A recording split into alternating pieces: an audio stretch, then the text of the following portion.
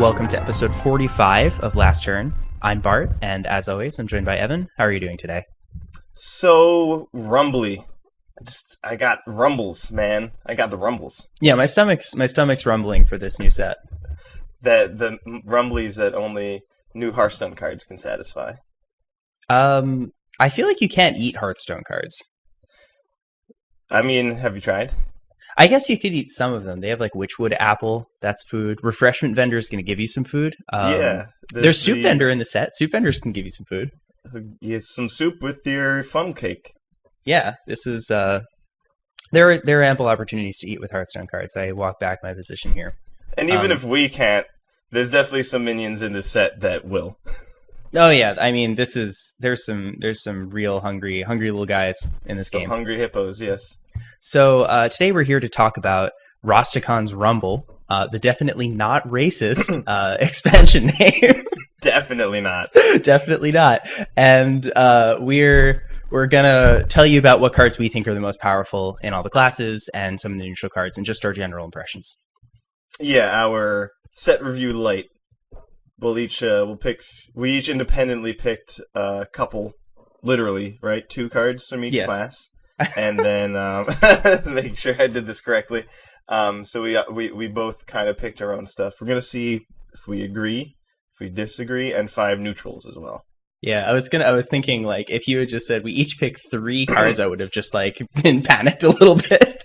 Just add the legendary you didn't pick from each class. Yeah, right. Real quick, throw that in there. Yep, that is our format. So we're going to go through each of the classes. We're going to talk about the cards we think are the strongest. That's exactly what you're about to experience. So buckle up. Yeah, buckle up. If you're not buckled, we'll give you a moment to buckle up. But we are, as always, going to be going in Blizzard order, which is alphabetical. So by coincidence, probably. Yeah, there's 0% chance it was intentional. I think I learned about that for the first time on air. That like they were alphabetically organized. Yeah, you were just like looking at your list. It's like, wait a minute, this is an alphabetical order, and it's also the order that the classes are listed in Blizzard Stone. Yeah, it's pretty fantastic. The only Overwatch card game. So far. Well, actually, Valve just released their own Overwatch card game, Artifact. It just came out. Yeah, someone bought that for me. I haven't played it yet. That's cool. Yeah, I mean, Richard Garfield helped design it. I did not know that. I'm suddenly more interested. Yeah, I figured if you didn't know that would make you more excited. It does. I mean, it seems the only thing I know about it is that there's lanes, I think. So it seems like Dota and Magic had a baby. Yeah, I think that thematically it's supposed to involve some of the characters from Dota, so that's pretty cool. I know that we had at least one listener ask us about our impressions of Artifact, like perhaps a year ago, before we knew very much about it. So you could perhaps posthumously answer that question if you were to play and give your take on it. Yeah, I will hopefully. I still haven't actually played it. It was the end of the month, so it was time to struggle to try and get Legend in time. So I haven't actually picked it up yet, but I guess it's probably gonna be pretty good if Rich got his hands on it. Yeah. I mean, at the very least, that's I'm sure it has some interesting facets. I hear that the gameplay is really fun. It's been getting mixed reviews because of its monetization scheme, but other than that, I hear it's fun. The monetization sounds like it might be good because I think you can sell cards. Oh yeah, I mean, I'm sure that there will be winners and losers, but very interesting because it's more like a classic card game, but different from a lot of the digital schemes that tend to be successful. Yeah, it seems like it's actually a trading card game where you trade with people. And I think there's also a Storm deck. Oh, cool. That's always a good sign. And I'm pretty sure like the classes or whatever are blue and black and stuff like that. And I'm pretty sure there's mono blue Storm. Cool. Some like Zenith class or some Hearthstone player was playing and beating people with. That's fun. Yeah. So of course, I mean, it's Storm. Yeah, of course, that is fun. So yeah, I mean, if it's interesting, I'll look into it too. But let's launch off this set review here That before was a we good just. that was a good Rastakhan's Rumble set review. We hope you liked it. You could like, comment, subscribe, and definitely don't remove our content from your phone. Smash that bell. Smash that bell. So, speaking of smashing bells, we're going to start with Druid, and Druid looks like it has sort of a beastly theme in this set, a little bit more than in Yes. previous sets. That and like attacking with your hero thing happening too. For sure. Yeah, that's bestial. I think that counts. Yeah, fine. You know what? Fine. But it's not specifically about the beast That's true. type. Yeah, it's pretty interesting. They've flirted with this theme in the past, and they've given Druid support for basically every single death type they've ever come up with in this game. Yeah. So but it's cool to see them going in this direction, since this is not how Druid has been most recently powerful. Yeah. There were a few cool ones, like there's like Menagerie Warden was a 6 mana 5/5 with Battle Cry, summon a copy of a beast you control. Mm. So that was like really cool with Stranglethorn Tiger, the 5 mana 5/5 stealth. Just play that turn 5 and then turn 6, make another one. It's a good combo. It's how you're gonna crush people at rank 21. And Mark of Yasharj. That's a good that was card. actually that was played. That was 2 mana for +2/+2, and if you targeted a beast with it, you draw a card. Yeah, that's still played in Wild in like egg decks and stuff. Very strong. Yeah. I think Mark of Yasharj is way better than all of these cards, though, for the most part. Well, maybe not all of them. But I think, to me, it looks like Druid's like the big loser of the set. It looks like Druid got the worst cards to me. I feel like that too. I feel like The they're all first time ever. I'm pleased about it. Yeah, I feel like they. So I'm open to being surprised, and I do feel like there are some cards here that are playable. But I do agree with you that like they didn't get, kind of contrary to previous set, they didn't get a bunch of cards that obviously support what they're good at. Ramp stuff, drawing armor. The late game, that kind of stuff. They have a bunch of cards here that are a lot more aggressive. Yeah, that's overall like less expensive too. So I'll start us off by reading R2, and then you could read your 2, reading my 2. And yeah, so the first card I wanted to bring up, speaking of aggressive, is Pounce. So this is a card that I initially glossed over. So this is 0 mana for a spell. Give your hero +2 attack this turn. I initially glossed over this card, thinking like, oh, this is not very powerful. Druids had like Claw and other versions of this effect in the past, and they've never really seen play. Then I realized that this is a 0 mana spell. So 0 mana is considerably cheaper than the other ones, which cost non-zero mana. Infinitely more. Yes, infinitely more if you're looking at ratios. But this is also pretty comparable to Backstab. Yeah. So it's not identical, obviously, but I think that that's a reasonable launching point for when you're reasoning about this card. Your hero does take a little damage, unlike with Backstab, but also unlike Rogue, your hero gets some armor for free via your hero power, and your hero also, the class just has lots of armor, gaining options, and taunt minions, whereas Rogue does not. So the fact that you're taking damage in this class is not that terrible. It's not damning. It doesn't mean that you need to completely play on the defensive for the rest of the game. Totally. Yeah, and yeah, absolutely. To bring yourself back. And if you're playing an aggressive deck or an aggressive-ish deck, you might even be willing to trade off some of your health.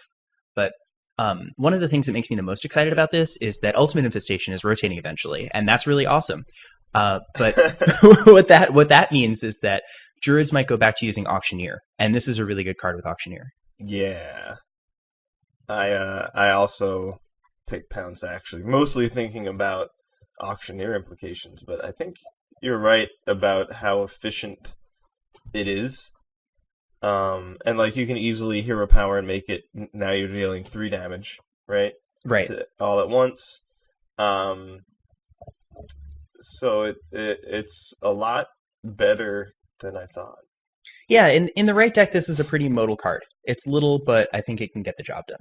And the fact that it works as well as it does on its own definitely means it would be a better addition to something like a Mechathon Auctioneer deck. Oh yeah, sure. I think there's like a critical mass of like 0 cost spells especially in Druid, for making a degenerate combo deck, and this is just another step in that direction.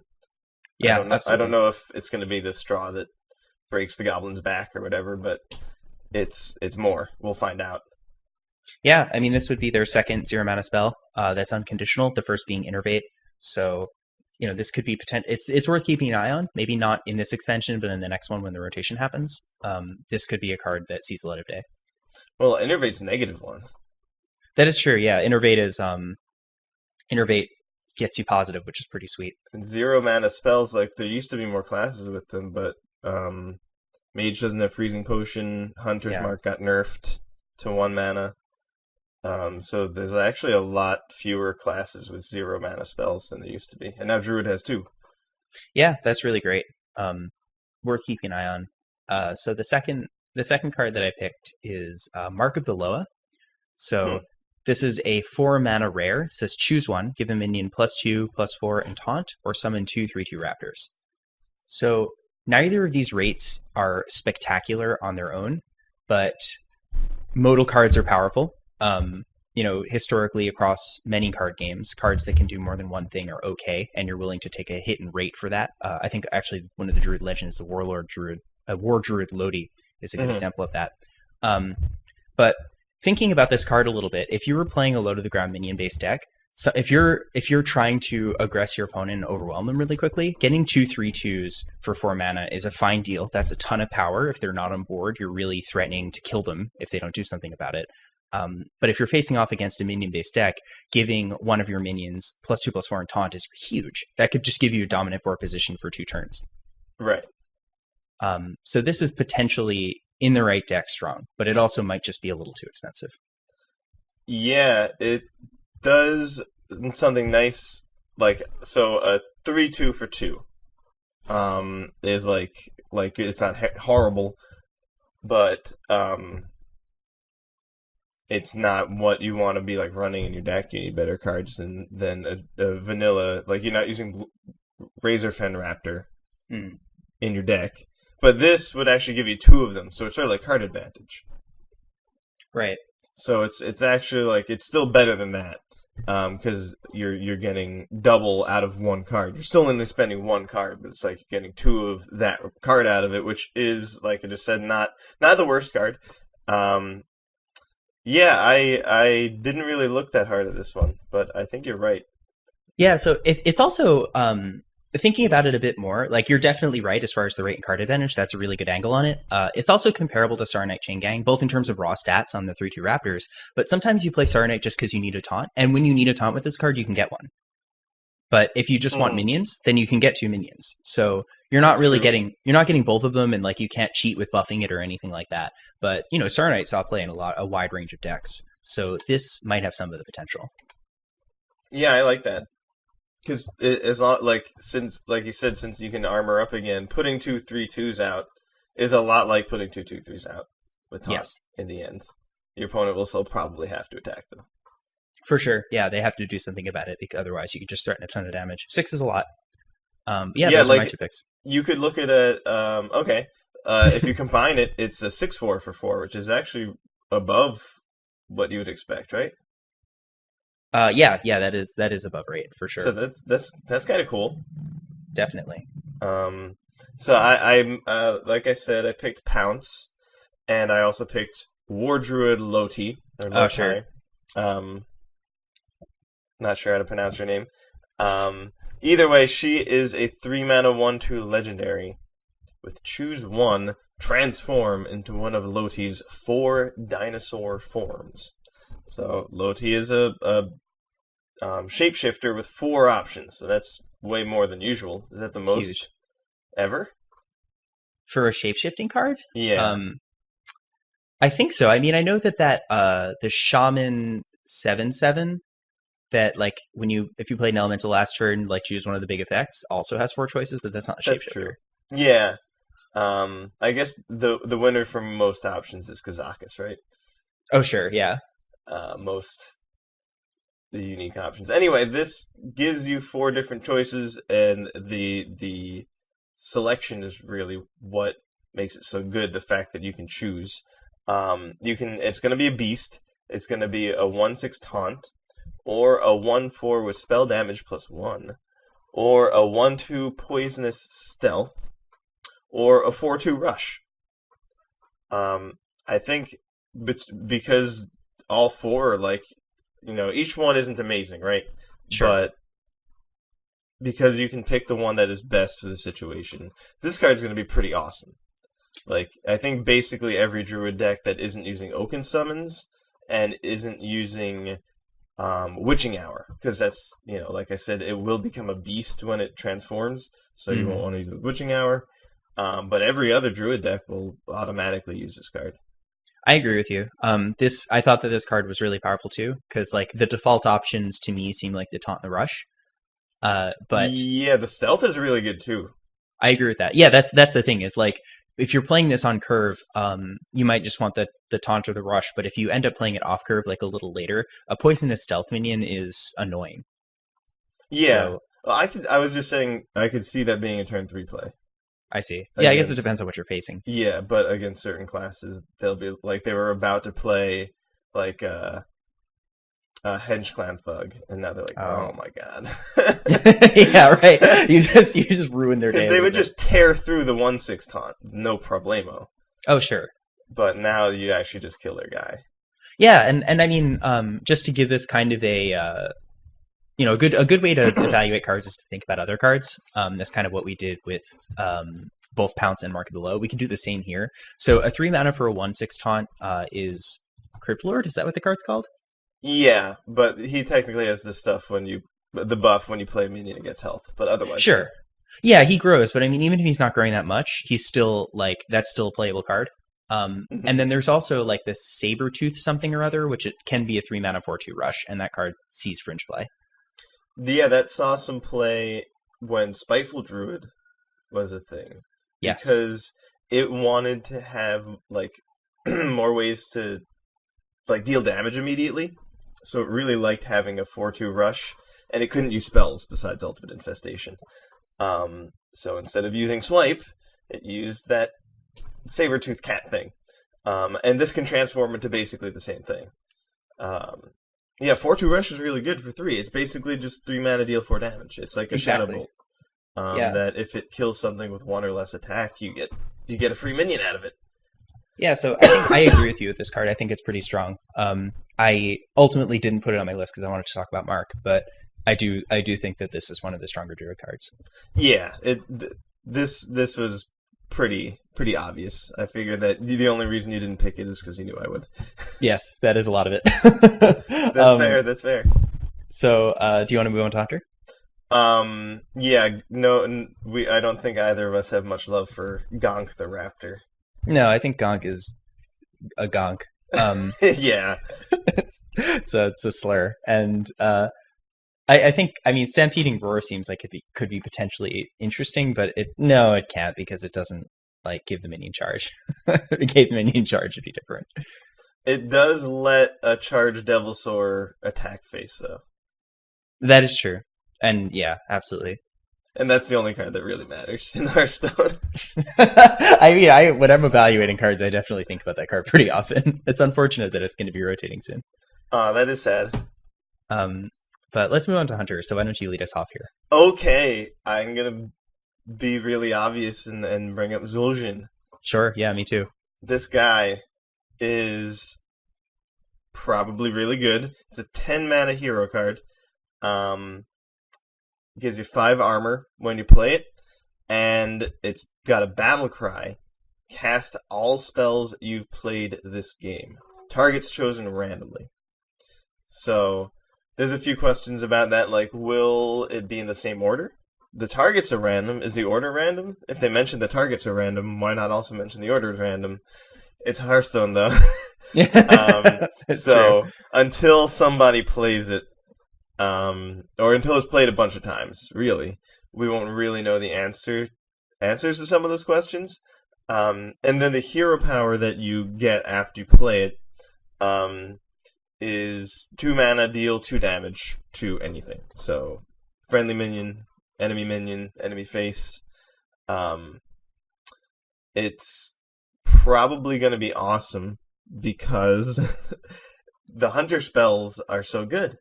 Yeah. A lot of them are just gonna always be good for you. They don't have like a target that could mess you up. Some do, but Animal Companion, To My Side, the Spellstones, and I would assume if you play like the Greater Spellstone, that's what would get recast because it says cast the spells you played. If you played Greater Emerald Spellstone, I assume that's what Zul'jin would do too. Right. And then cards like Deadly Shot, I mean, I don't think it's getting played right now, but it's been played. That, like, people have used that card. So that one can't hit you. That would only be an opponent's minion. I've also seen some Fringe Crushing Walls play. That also can only hurt your opponent's board. Oh yeah, I've cast that card. That card would be a monster with this thing. So if you just, like, have cast a few Deadly Shots and Crushing Walls throughout the game and play Zul'jin, your opponent's board is going to evaporate. And yours is going to blossom. And so it just seems like a huge swing that would already go like in a deck, in the Spell Hunter deck. It also go in Secret Hunter, I think, because like that's the other thing is secrets also will only help you. Like, getting the full Christmas tree off of this is going to be gross. Like, it's really... The Hunter Secret Suite has become very obnoxious between Wandering Monster and Freezing Trap. And now there's so many of them. The fact that there's so many, it makes it really hard to know what they've got. And also the order thing, like, if it's the same order, then you'll know the order in which the secrets will trigger. If it's not the same order, then you'll have to watch. So the order thing is definitely important. But it seems like the Battlecry part's just going to be nuts. And you get 5 armor, which is, like, especially nice in Hunter, which usually has trouble recovering some health or armor. Definitely. And the hero power is not great. It's definitely really good. It's way better than your hero power was. But I think most people would, and I would say, and I would agree, that Deathstalker Rexar's hero power is better. Yeah. But that's the cool thing, is that you can play Zul'jin for the Battlecry, and then later play Deathstalker Rexar afterwards, and make that the hero power you close the game out with. Yeah, so I think you covered basically everything I wanted to say about this card. I think that this is, in some matchups, a game-winning swing. So if you're playing against an opponent who's playing a fair deck, like a mid-range deck or an aggro deck, if you swing the board like this with this card, they probably can't beat you anymore. Unless they just have some damage in hand or something.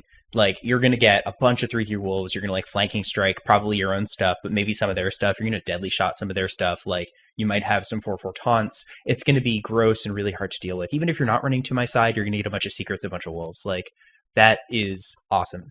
Yeah, you'll get those secrets, like, if your opponent was planning on attacking you and killing you. Too bad. Yeah, and I mean, the hero. I agree with you. The hero power is not like on par with some of the Death Knight hero powers. It's certainly not on par with Deathstalker Rexar, but it's also not terrible. So, like, until you play Deathstalker Rexar, you do have something that you can control the board with, and because you just gained a bunch of minions, that might be all you need to win. Yeah, the swing is huge. Like, this card's a lot like Blood Reaver Gul'dan, right? And that's one of the best Hearthstone cards in Standard. Yeah. Definitely. Like, easily top 10, maybe top 5. Yeah, I mean, it's one of the best cards in Hearthstone, like, kind of period. It's one of the best 10 mana cards. And this is very similar. It's really cool. I think it's also really cool that they're like, it's not going to summon all your beasts that die this game. It's going to cast all your spells. Like, that's what Hunter's doing now, apparently. But that's cool. That's really fun. Yeah, and I mean, cards like this, like, that fill up your board, like N'Zoth, Blood Reaver Gul'dan, they have seen play. These are cards that are, like, cards that play a bunch of other effects, like Shutterwalker, Yogg-Saron. Also, those saw play. This is very similar to Yogg-Saron, right? Except pre-nerf Yogg-Saron. Except, in a lot of ways, better, because you know what it's going to cast. Yes. So... I do agree with you that the major ding is that decks that want to run this are probably also interested in running Deathstalker Rexar. I think that you can run both. Yeah, definitely. my reasoning is, like, if you are playing against a fast deck that's putting you on a clock, you actually don't. You're probably not going to win with the Deathstalker Rexar hero power. You're probably just going to win by stabilizing and then just letting time pass. So you don't care if you play Deathstalker Rexar on curve and then overwrite it later with Zul'jin, because once you play Zul'jin, like they probably can't kill you anymore. So right, that is like fine. But if you're playing against a deck that you need to beat with eventuality and that you need to actually beat in the super, super long game, you don't have to play Deathstalker Rexar right away. You can play Zul'jin. Maybe if you see an opening, you could just not play Zul'jin and play Rexar. But I don't think that these cards are going to get in each other's way that much. I agree with you. Against an aggressive deck, you're looking at Deathstalker Rexar like, nice, 6 mana Consecration. That's exactly what I need to with 5 armor? Oh my god, that's so good here. I can't even tell you how many times I've been like, oh my god, I can't wait to play the 6 mana Consecration. I would pay 8 mana for this. Yeah, let's say you're playing against Control Mage or Control Warrior and you do have the turn 6 or turn 8 Rexar and you haven't hit your Zul'jin yet. I mean, maybe just wait to play Zul'jin like on turn infinity. Like Zul'jin, I think, isn't as big of a deal necessarily against Warrior, which has 2 Brawls and 2 Reckless Flurries, versus the value that you get from Deathstalker Rexar every turn.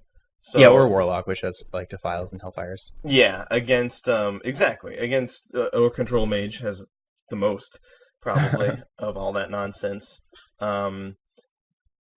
Begin getting, putting your foot on the gas with the Deathstalker Rexar hero powers as soon as possible would probably make a lot more sense than waiting to draw your Zul'jin, because who knows how long it'll take. If you have it in your hand, I could definitely see the argument, wait till turn 10 to Zul'jin, and then turn 11 I'll play my Rexar. That could make a lot of sense, but I think just not either expecting to not play Zul'jin at all, or just waiting a very, very long time to play it against those decks that can board wipe you would be fine. Yeah, I think this is a really very clearly strong card. It's brutal, and then a card that could be really good with it, but I also think is pretty interesting on its own. My other pick, Revenge of the Wild. Oh, those were my 2 picks too. Yeah. Get wrecked. So. Speaking of Charged Devilsaur. Yes. Can't get away from that card. This is 2 mana. Summon your beasts that died this turn. So, Charged Devilsaur, 7/7 for 8 mana. It has charge, but its battle cry, it can't attack your opponent this turn. So the trick is to cheat it out somehow. Revenge of the Wild is a great way to do that. Turn 10, play your Charged Devilsaur, attack their Ragnaros or whatever, and it dies. And then you Revenge of the Wild, and then the one that you resummon can attack their face. Yeah. So that's obviously a really silly way to look at this card.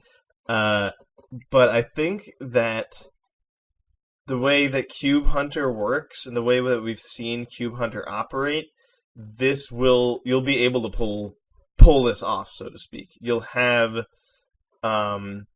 you'll begin your turn with a beast or 2 out and make them die, and then play Revenge of the Wild and bring them back, and it'll be really good. Mm-hmm. Because that's kind of like what it's already doing in a way with Carnivorous Cube. That's kind of what Carnivorous Cube does. So this is sort of like another way to do it. And bringing back your Grizzlies, bringing back King Crush, bringing back Charged Devilsaur, Savannah Highmane. That's all really good. If you do any one of those for 2 mana, that's great. If you do multiple, that's going to be crazy. And I think that the deck can want for that level of bonkersness. That's kind of how it wins against control decks, is by doing really absurd turns later in the game. So this would be this would be a way to exponentiate that potentially.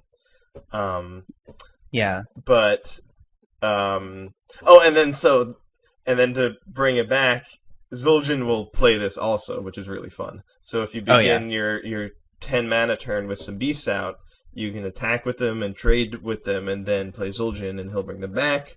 Or if Zul'jin accidentally kills one of your beasts with the kill command or flanking strike, because I mean, he looks like a badass, but apparently he's not very into aiming, No. and accidentally kills one of your beasts. He might like be like, "Oh, my bad," and revive it for you. Or he'll revenge first and then kill it. Yes. But yeah, who knows? We don't know yet. So I think you said a lot of what I wanted to say. I think that this goes really well in the big. It's because I said a lot. Well, yeah, it's like law of large numbers kind of thing.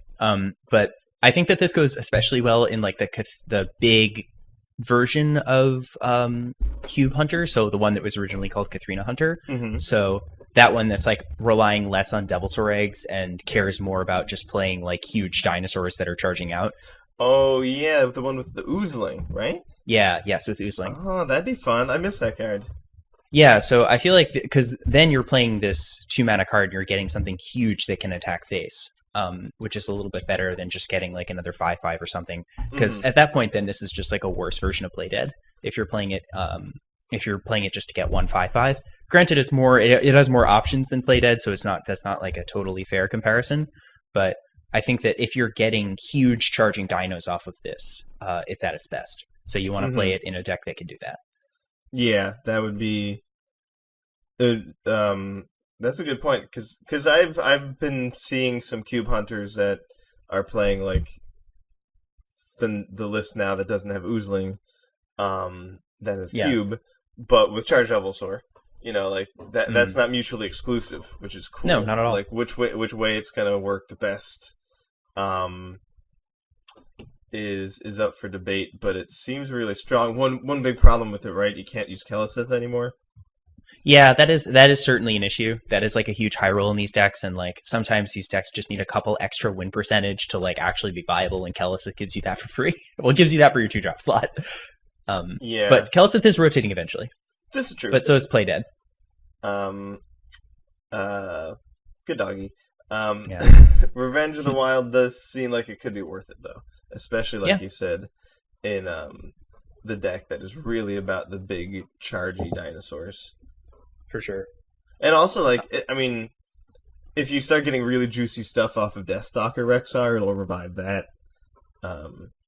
And like, there's a bunch more stuff with Rush than there used to be. You might have a Houndmaster Shaw out, and that'll make this card work better. There's a legendary in neutral that we'll probably wind up talking about called Undasta that has Rush. I guess it costs 9. But there are ways to like cheat out things that attack immediately, like Devilsaurs. And that just makes this card better. Yeah, definitely.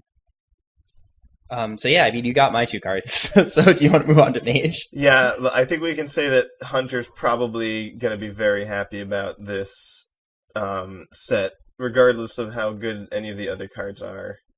Getting a hero card is pretty awesome. I agree. Yeah, I mean, it's cool that they've made that like a perennial mechanic. I really, really like it. I'm a huge. It's like it's a planeswalker. I think it's so cool. It's great. We're gonna lose 9 of them when we lose UI, which is crazy.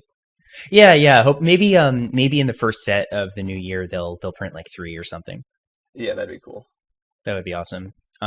So going forward into Mage here, I had a hard time with Mage.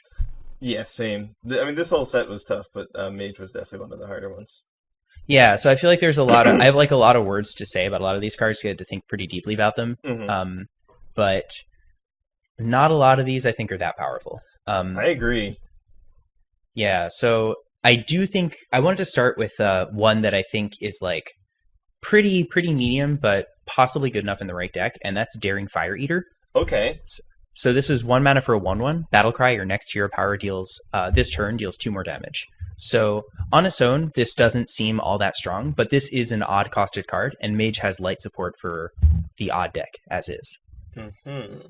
So this is potentially playable in an odd Mage where this is dealing where your hero power is then dealing 4 damage. That's so cool. This is not really amazing on turn 1, definitely not. Yeah. But it would be a really good 3-mana play. I didn't think of that because I was looking at this card. I wound up not picking it, but this was one of the ones I looked at for a long time. Like, I think this card's pretty good. You're right. It's not like a traditional 1-drop. Yeah. It would almost always be awful like that. But I hadn't thought about Odd Mage. I did think that, it's good that there's 1 mana, because then you can still use Keleseth. It's not like it's a 2-drop. Yes, definitely. And it's kind of like a way to Frostbolt is 2 mana for 3 damage. This is kind of like a way to get Frostbolt into a deck with Keleseth. Sort of. Yeah. Yeah, sure. The fact that it's a 1/1 is good because when you are Frostlich Jaina, you can ping it. Like, it has extra relevance late game. Because you can play it and ping it and get a water elemental. Definitely. Or something just bigger with it. Yeah, since it just gave your hero power a buff, if your opponent has a 3 health thing, you'll be able to hero power that and get a water elemental. So it's got synergy with a really good, important mage card. Also an odd costed card. Yeah. So maybe this is like going to be pretty strong odd mage support. And then there's the legendary that is from the set that counts how much damage your hero power has done. So it also helps that. Also an odd costed card. Yes. So I think odd mage was really the key for understanding this card for me, because like other than that it seems lukewarm, but if you're considering that particular deck, this seems like it'd be a shoo-in. Also Pyromaniac, which is another card that looks like probably won't work. In odd mage, that kind of card could be really gross. The 3 mana 3/4 whenever your hero power kills a minion, draw a card. Not the second card I picked, but definitely something that sort of fits in this whole odd mage toolbox. They already have the cat that draws you a card, which is like something you'd obviously play in an odd deck. So it looks like that deck might come together. Granted, you're still losing Fireball, but you're keeping secrets, and there is a neutral minion that cares about secrets in this set. So that could be a deck that comes together. It's worth being on the lookout for that. Yeah, well, I mean, would that be an aggressive deck or mid-range? I think odd decks tend to be trying to attack, but whether they're trying to attack with bigger things or little things is, I guess, up for debate. I mean, it looks like a lot of the cards that I'm thinking about for that deck cost like 3, but you also have like Flame Strike, and you have this nice 7 mana minion that you put in there. So maybe we'd have a mid-range odd deck with a really oppressive hero power, and that'd be cool. Yeah, because I was thinking that the hero power is most conducive to control, but maybe you can just do mid-range with all these spicy 3-drops, because and like Astromancer is a 7-drop, because you don't really want to be playing a ton of cards that draw in the control decks nowadays, otherwise you lose to Warrior. Yeah, so, like, for sure. The Pyromaniac and Cat are like sort of contradictory to trying to win with Frostlich Jaina, but maybe you just play mid-range. Yeah. And you play tempo Frostlich Jaina.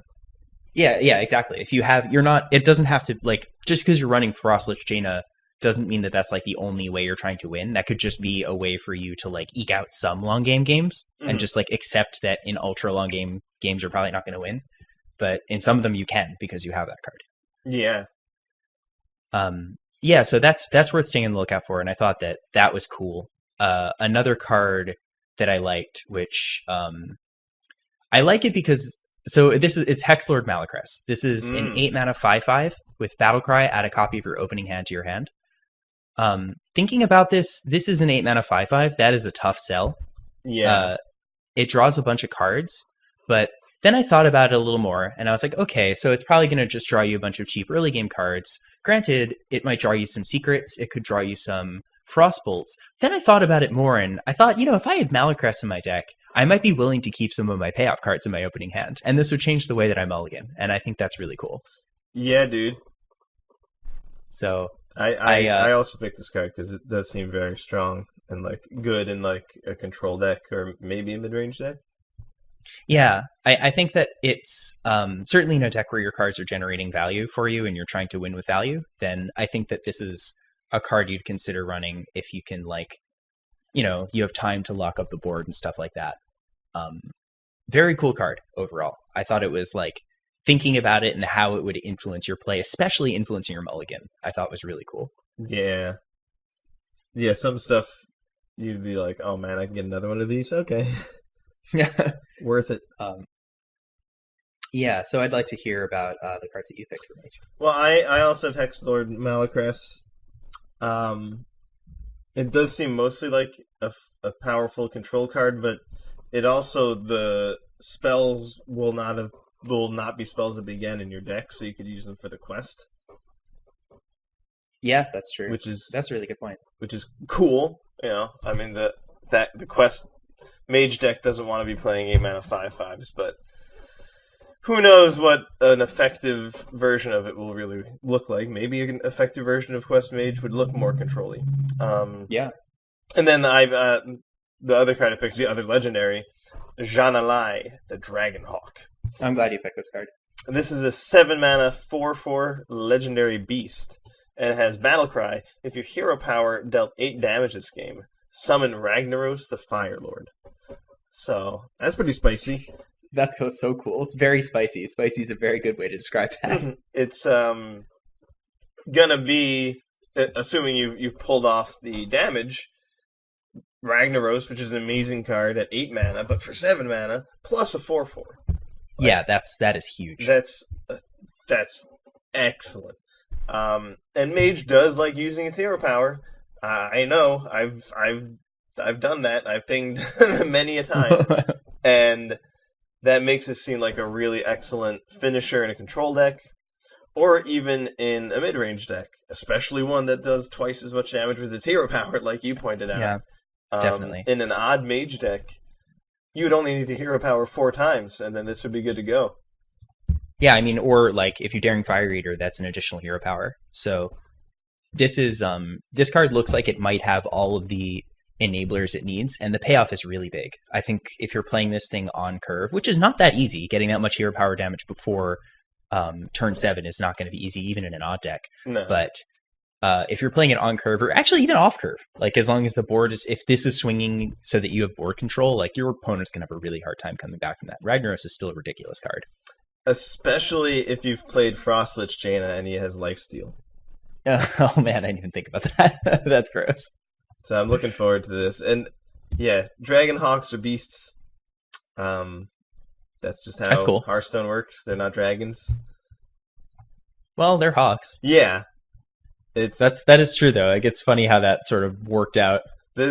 I'm not complaining. I'm just like there's a neutral later that we'll get to probably, and that one definitely looks like a dragon, and it is not, apparently. I see. So the keeping track of what a dragon is and isn't, and what's a beast in Hearthstone is a little loose. Yeah, I mean, yeah, there's obviously gameplay reasons for that, but I agree that sometimes it's kind of weird. But it's like cool. Arcanosaur. Yeah, that one's also confusing, but this guy, the fact that it's a beast is really sweet. Yeah, I agree. That's cool. Paladin? Do you want to move on to Paladin? Yeah. Yeah. All right, start us off. Oh, yes. So, of all the classes, I'm probably most excited for Paladin. Oh, cool. I'm happy to hear that. I think every class is at least getting something. And the power level of this whole set seems like higher to me. Or at least the craziness level. Like, there's definitely more effects that say fill your board or fill your hand in this set than really any prior set. I think it might be partly because this set will be around in standard for the least time. That's true. So they kind of wanted to turn up the wackiness and the weirdness, because they kind of can afford to. It will be around for the least time. So if it really is problematic, or like if timeout, which makes your hero immune, is really annoying, it's sort of like Ice Block.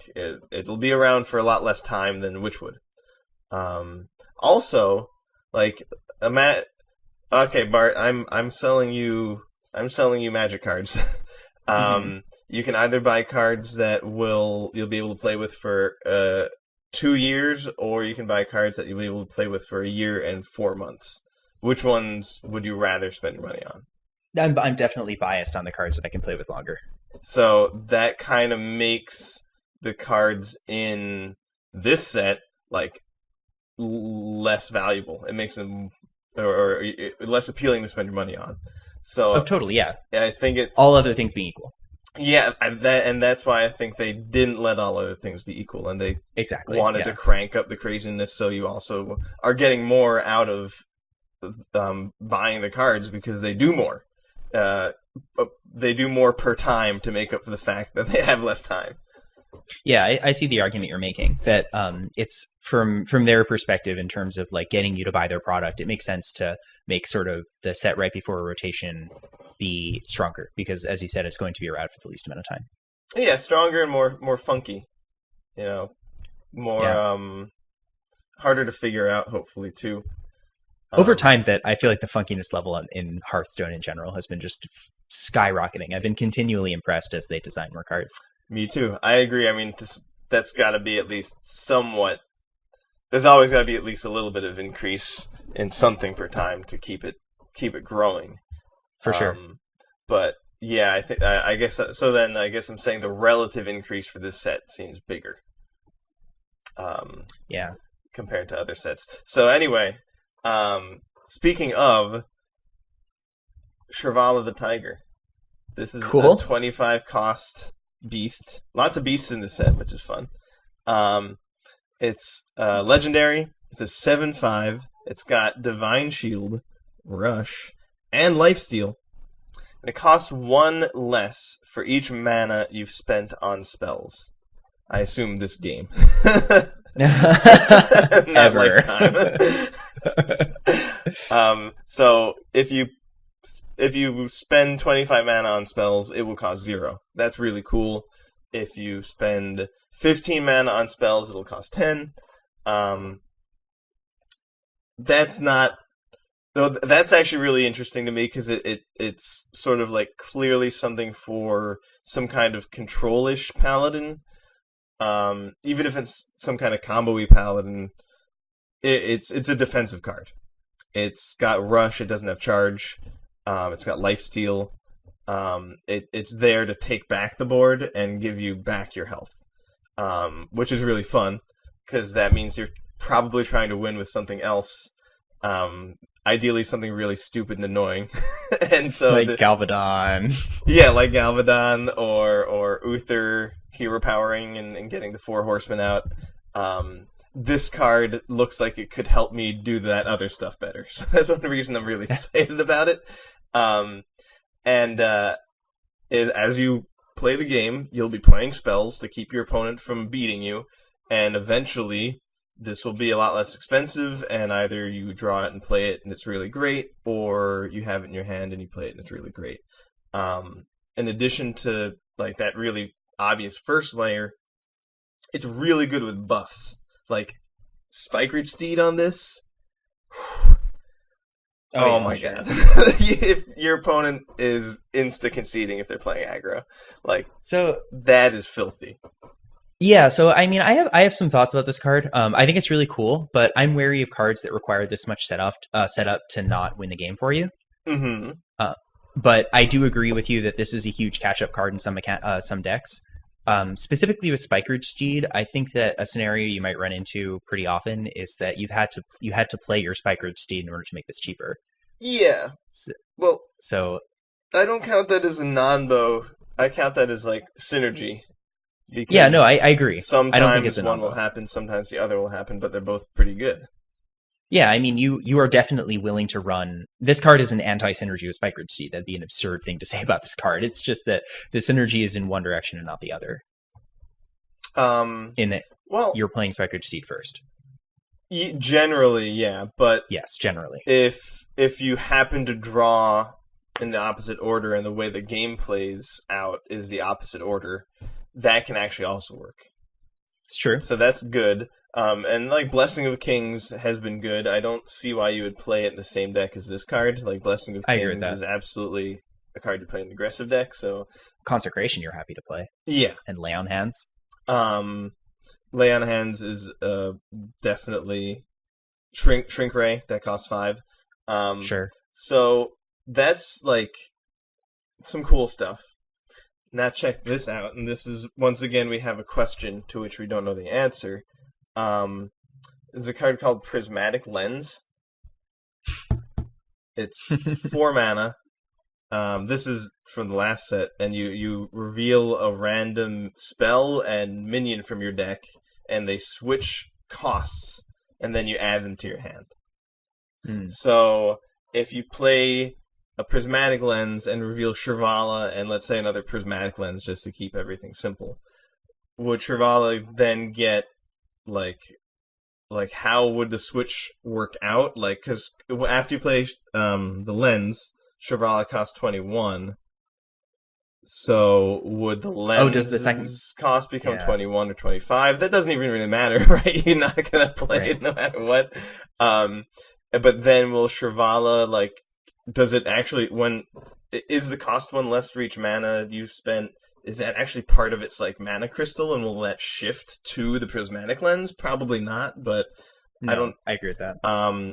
Who knows? You could theoretically test with a Giant, because that's very similar. But it's Hearthstone. It could still work differently. Exactly. So it's not a paper card game. Right. We won't really. It's not like there's actually rules. Yes, exactly. Precisely. But ideally, and I think the most intuitive thing is that Chavala's maximum cost would become 4 if you reveal a 4-cost spell, and then that would be reduced by 1 for each spell you cast that game. Which is 4, so it would be 0. Yeah. So you could... It is cool that it has an interaction with Prismatic Lens. I totally agree with that, and that's worth testing out. Because that'd be super fun. I really hope it works that way. Yeah, I mean, I think it's a long shot. I'm sort of in that camp, but, like, again, who knows? I mean, Ben Brode doesn't even know. Actually, does he? Did he work on the set? I think he did. Probably. He must have must have been working on things for at least a year ahead. Yeah, so I'm sure he had some eyes on this. So he probably knows. Could just tweet at him and ask him. He's not doing anything else. Yeah, I mean, he just went into cryostasis after he left Blizzard. That'd be really funny. Just tweet at him with card interaction questions. I think that's a really good idea. Yeah, we'll do that. We'll use the last turn Twitter. That's so belligerent. I love it. So I'm not done yet. So of course, you Prismatic Lens is your Chavala. And it's going to be a 0-mana 7/5 Divine Shield Rush Lifesteal, which is going to be really good against an aggressive opponent. And you can play a turn 4, or if you're patient, you can do the next thing I'm going to say. Turn 5, you can play your 0-mana Chavala, attack, and what costs 5 and is a neutral 4/6? Carnivorous Cube. Oh man, that's so cool! And you put your Chavala the Tiger under a cube. Turn 5. It's like it's like when they did that. I don't even remember what they were called, but those little skits with like Gul'dan, Uther, and Jaina, like in the office, like around the copy machine and stuff. Yes. At the end of one of the end of like the first one, I think Gul'dan is eating like some cheese. And Uther's like, let me get some of those cubes or something like that. Anyway, yes, Carnivorous Cube. Great segue. Thank you. 10 out of 10.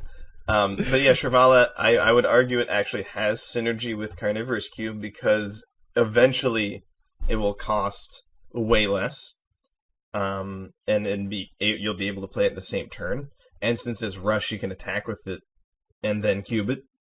And there already was a Cube Paladin deck that was okay.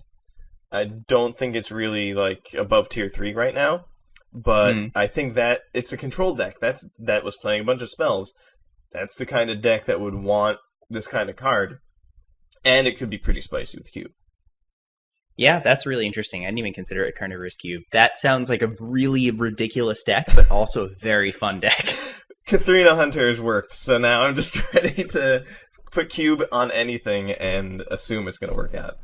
Yeah, it's an insane card. That is like, it's just, it looks like, wow, this card looks abusable. But, you know, when it came out, I think I didn't know how to play it. But that has just been an incredibly prolific card since its release. It's one of the biggest neutrals, probably. For sure. Oh, and since, let's say you haven't played a single spell in Chavala, is at 25 in your hand, you could just play Undasta and play it for free, because it's a beast. So that's another definitely silly thing that Paladin deck is going to have to do. Putting some Charged Devil Swords, Carnivorous Cubes, we're good to go.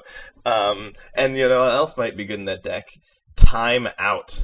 or sure. timeout, because there's an exclamation point. There's a good deal of cards with punctuation in this set. Timeout is a 3-mana spell. Says your hero is immune until your next turn. So this is a lot like Ice Block. Ice Block is a 3-mana spell that will make your hero immune if you take lethal damage. It's a secret. This is arguably way worse because you can kind of like you don't force your opponent to do anything. You can it kind of can just be a waste of 3 mana. Versus Ice Block, your opponent, it'll only work when you would have died. Like you could play timeout in a time where you wouldn't have died. You could also decide, I'm not going to die, not play timeout, and then die. And that second scenario, Ice Block is immune to, which is why it was so amazing. And there will be times where you think you don't need to play your timeout, and you don't, and then your opponent kills you, and that makes it a lot worse than Ice Block. On the other hand, if you have 30 health and your opponent has 30 attack and minions, and you have an Ice Block out, they're going to put you possibly to 1. Versus if you play timeout, you'll stay at 30. So that's, by looking at it like that, that's how you can see it's in a lot of ways more like Frost Nova. Talked about this in the past. More like Frost Nova than timeout. The big difference there is with something like a Doomsayer. Timeout does nothing to protect your minions. So that's a way in which timeout is very, very obviously a control type card, which is one of the reasons I like it so much. But if you have no minions out and you play timeout, you kind of just like your opponent gets no value out of their board. No matter how good they've got it, they could have 30 minions. They can't do anything with that. So it can really drain a lot of your opponent's tempo and value, and then buy you a turn. Can Paladin do something with an extra turn? Pretty much always no. If anything can happen, we're around. Definitely. A big 10-mana spell, that would be one thing, but another difference between Ice Block or Frost Nova versus timeout, Ice Block and Frost Nova are in Mage, and Mage has Fireballs and Pyroblast and Archmage Antonidas. Paladin doesn't have any of that. So, timeout definitely doesn't. I wouldn't say, Paladin's getting Ice Block, or I wouldn't even go so far as to say, Paladin's getting Frost Nova, but it does seem like a good card. I think it's definitely one worth considering. I could see this going either way in terms of seeing play or not.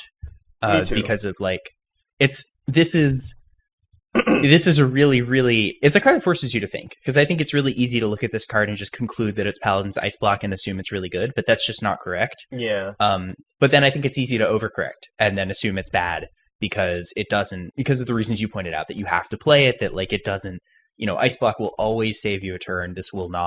This doesn't force your opponent to commit resources, but this is a very different card that plays differently. Yes, that's the tricky thing, is that it is actually very different from all of that stuff. Exactly, and I think that's why it's so cool. It's a card that's like a trip to evaluate, because you realize when you try to think about how you'd actually play it that it's not really that comparable to many other cards. It's not even exactly Frost Nova, because they can still attack your minions. Mm-hmm. But you can use it with a weapon to not take damage, and that makes it kind of a game life spell, and that's cool. Yeah, Frost Nova and Ice Block don't do that. Yeah, for sure. So it's a cool card. I like it a lot. It is not. I didn't pick either of those, but I feel a little weird about Paladin. There are some cards here that I wanted to talk about that I think are potentially good. So, the first. Wait, go on. I just want to time out before we stop talking about timeout. I wanted to conclude with saying that it basically is. I think it's as good as getting the extra turn is good.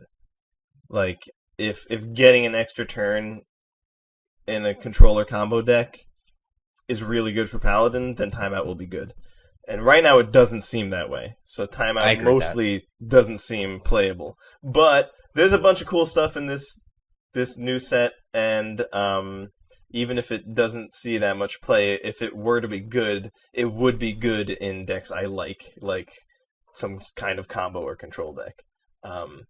But I think that's the right way to evaluate, is it good or bad? How good is stalling for a turn? How good is getting one more turn? What are you going to do with one more turn? Are you going to win? Timeout's great. Are you not going to win? Okay, probably sucks. Yeah. So, anyway, timeout over. Continue. Cool. So this was tough for me because I think there are a bunch of cards here that are really interesting. Mm-hmm. There are a lot of cards that look like they could see play given the right support, or that do really cool things. But there's one that I really want to think about because I feel like it has potential, but I'm having trouble seeing it. And it might be because it doesn't exist, or it might be because it doesn't exist yet.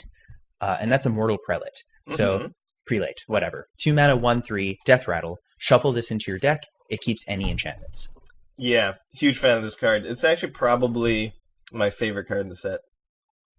So that's the thing, is like this looks like it's strong. I mean, I'm imagining just putting Blessing of Kings on it and then having it die and then drawing it later, and that rules. But like, then, I'm thinking about how this actually can make you go infinite. Like, this could be your Jade Idol. Yeah. It's interactable, unlike Jade Idol, but it's still like something that lets you potentially have an infinite game, which is super cool. I love that. It was. I did not see that immediately. In the moment I noticed it, like, oh my god, I love this card.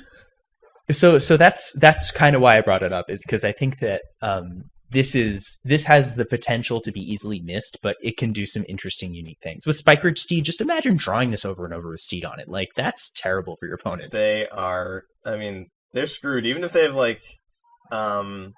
like Quest Warrior Ragnaros Hero Power, it's going to be a 3/9. Like, they still can't really get through it. Yeah.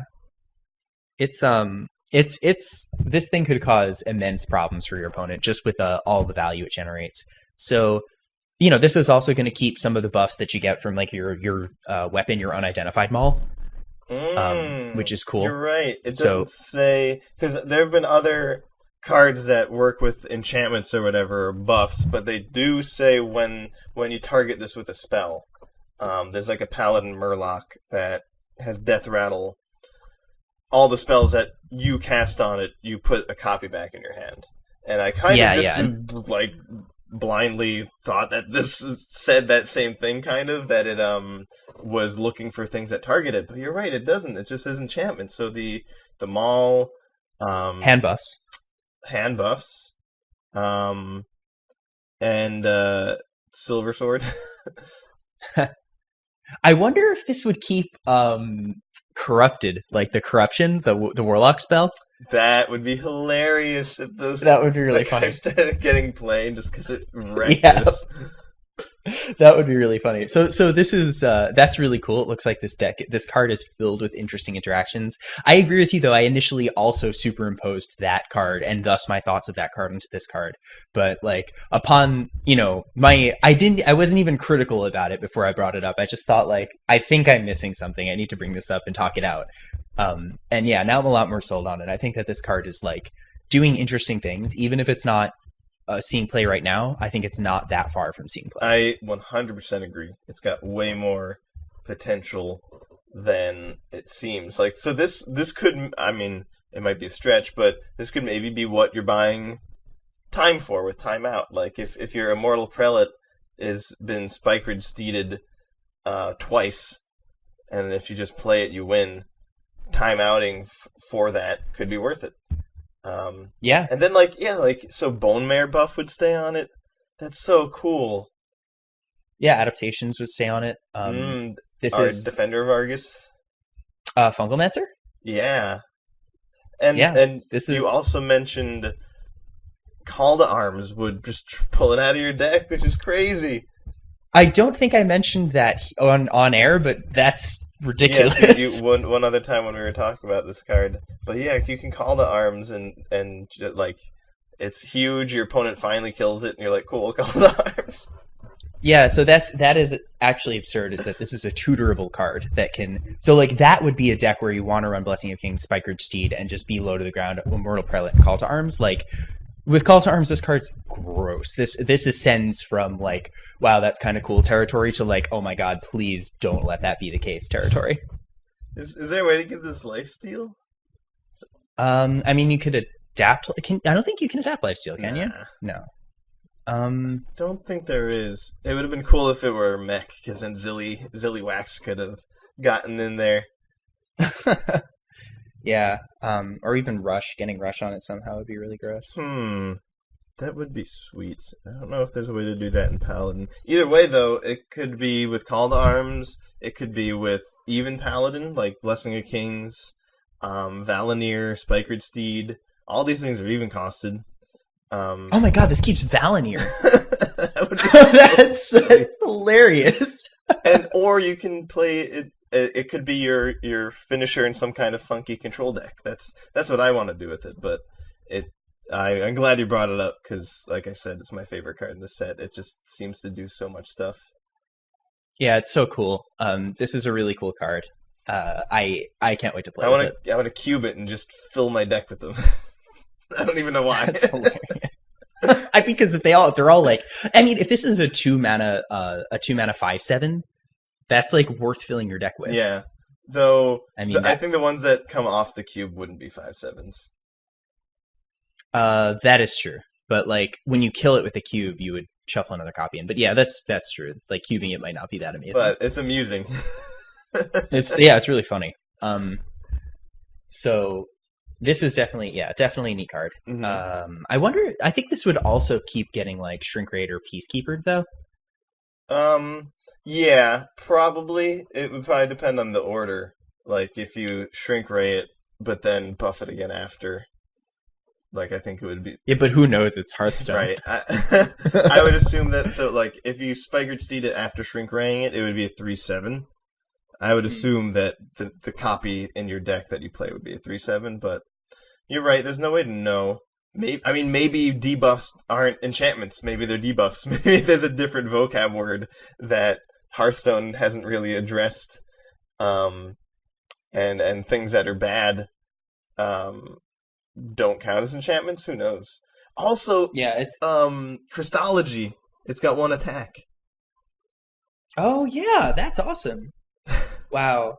That's so cool. So you can that was one of the problems when I was thinking about making a deck that really put a lot of weight on it and expected it to carry the deck. It's like, oh, but what if you don't draw it? It's like, just play Crystology. You can draw both of them. Yeah, I mean, Call to Arms, get both of them out. Like this is this is a cool card. I like it. I'm glad you agree. So the other one I wanted to pick up was Zandalari Templar. Yes. To think about how to say that. So this is a cool card because, all right, okay, 4-mana 4/4 Battlecry. If you've restored 10 health this game, gain +4/+4 and taunt. This reminds me of that Warlock card, the 4-mana 4/4 that becomes a 7/7 with taunt. Hooked Reaver. So this is, I think, considerably harder to trigger than Hooked Reaver. Hooked Reaver just comes for free, but with the right support, which I think is starting to exist between cards like Flash of Light and High Priest Thakal in this set, I think that this kind of card could be really strong in a deck that's trying to buy time and heal life and cantrip and just stall the opponent out. This could even be a card that closes the game for you in that kind of deck. Yeah, it'd be a 4-mana 8/8 taunt. Yeah, so it's a giant with taunt. That's huge.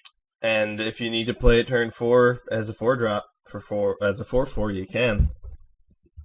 Yeah, and I mean, I think Flash of Light, 2-mana spell, restore 4 health, draw a card. That is a cantrip that heals, and like control decks like to run cantrips because it means their list can be a lot smoother and the decks just run more consistently. Yeah. So that looks like a card that you might just want to play anyway, and that goes really well with the Templar here. That card's also really exciting.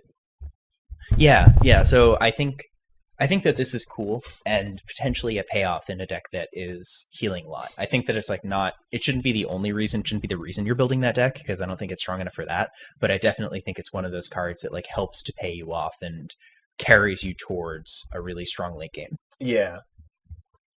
It's got a lot of potential. Can work in an even Paladin deck too. Yeah, definitely. As can Flash of Light. Yeah, that could be some kind of mid-range thing. Yeah, it's pretty cool.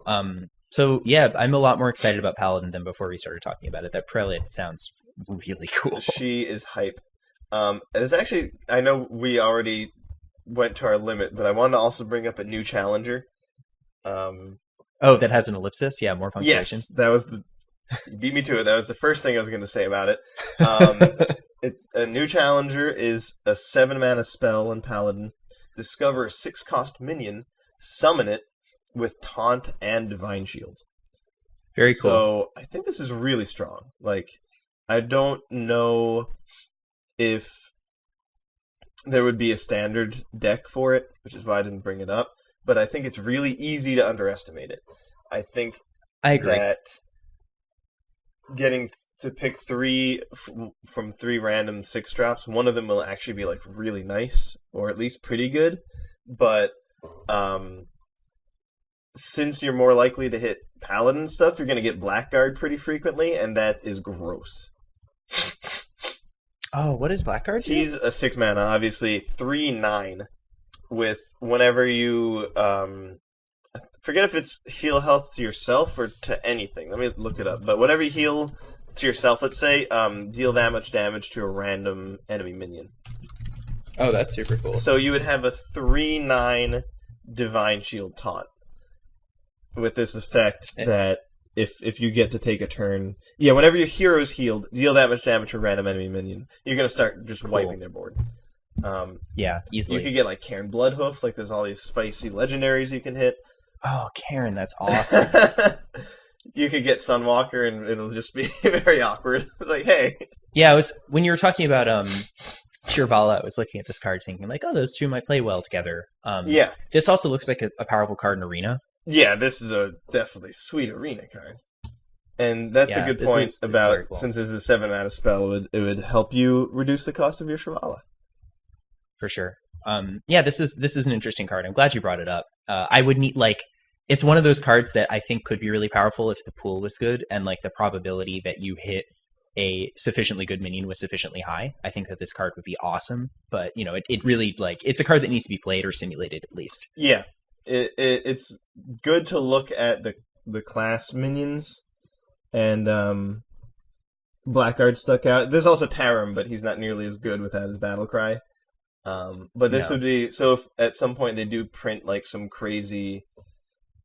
another crazy 6-cost Paladin legend, this would be a card to look at again. For sure. Yeah, very cool card. I forget what I was going to say. Cool. Yeah, I lost it. Let's keep rolling.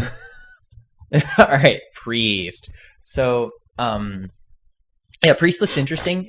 Priest always has really wacky cards, which is cool. Like, I always just get to Priest and like put my head in my hands because I have to think a lot. This time I felt like the card, of course, still wacky, but more straightforward. It's not like switch your third card from the top of your library with their third card, nothing like that. But like, it's definitely some wacky effects that Priest doesn't usually get.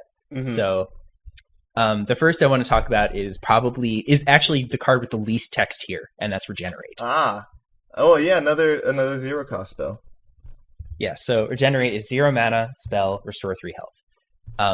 This card rules because it can target the opponent, and you have Ashnai Soul Priest, you have Malagos, you have Velen, and you have Zarek's Cloning Gallery. There we go. So this is a card that this is like a Mind Blast for 0 in that deck, which is like really hilarious. Just having more copies of Mind Blast makes the deck more consistent. I know that in Wild there was a Freeze Priest deck that used just board wipes, installing cards, and Alexstrasza and Flash Heal which is another like 1 mana for 4 health that can target the opponent, and it would use that and Soul Priest and just win the game like that. That's 5. So that's 5. I'm sorry. So it's a little stronger, but again, like we've seen that strategy work in the right environment, given the right support. Mm-hmm. So this could be the kind of card that turns standard into that environment. Yeah, it's got a lot of combo potential. It could be, it's also going to improve cards like Lyra, because now you got another 0-cost card you can discover. Well, not discover, but definitely randomly obtain. I agree with you. The potential with the damaging effects, and then also just working well with things like Wild Pyromancer and Norshire Cleric that the deck already wants to use. Some decks already want to use. They also just got Sand Drudge, which wants you to cast spells. So that was the other card that I picked. Yeah, so I think Sand Drudge, it was tough because there's a lot of really interesting cards here, but I think it was either, for me, it was between that or the 2-mana 3/2 Auctioneye Phantasm. Okay. But I picked Sand Drudge because I didn't want to go all in on the same strategy. So Sand Drudge is 3-mana 3/3. Whenever you cast a spell, summon a 1/1 zombie with taunt. So I think time will tell whether this has a home. I think that, like, even if you triggered this once, it's pretty strong. Yeah. And if you have 0-mana spells, you can definitely trigger it once. You have Silence, you have Regenerate, like, you have 1-mana spells, like Power Word Shield, and, I mean, Mind Vision, but whatever. You have Holy Smite. Like, these are cards that see play that are really cheap that you can use to trigger Sand Drudge, and maybe even run, like, an Auctioneer if you were just being dumb and running that kind of deck.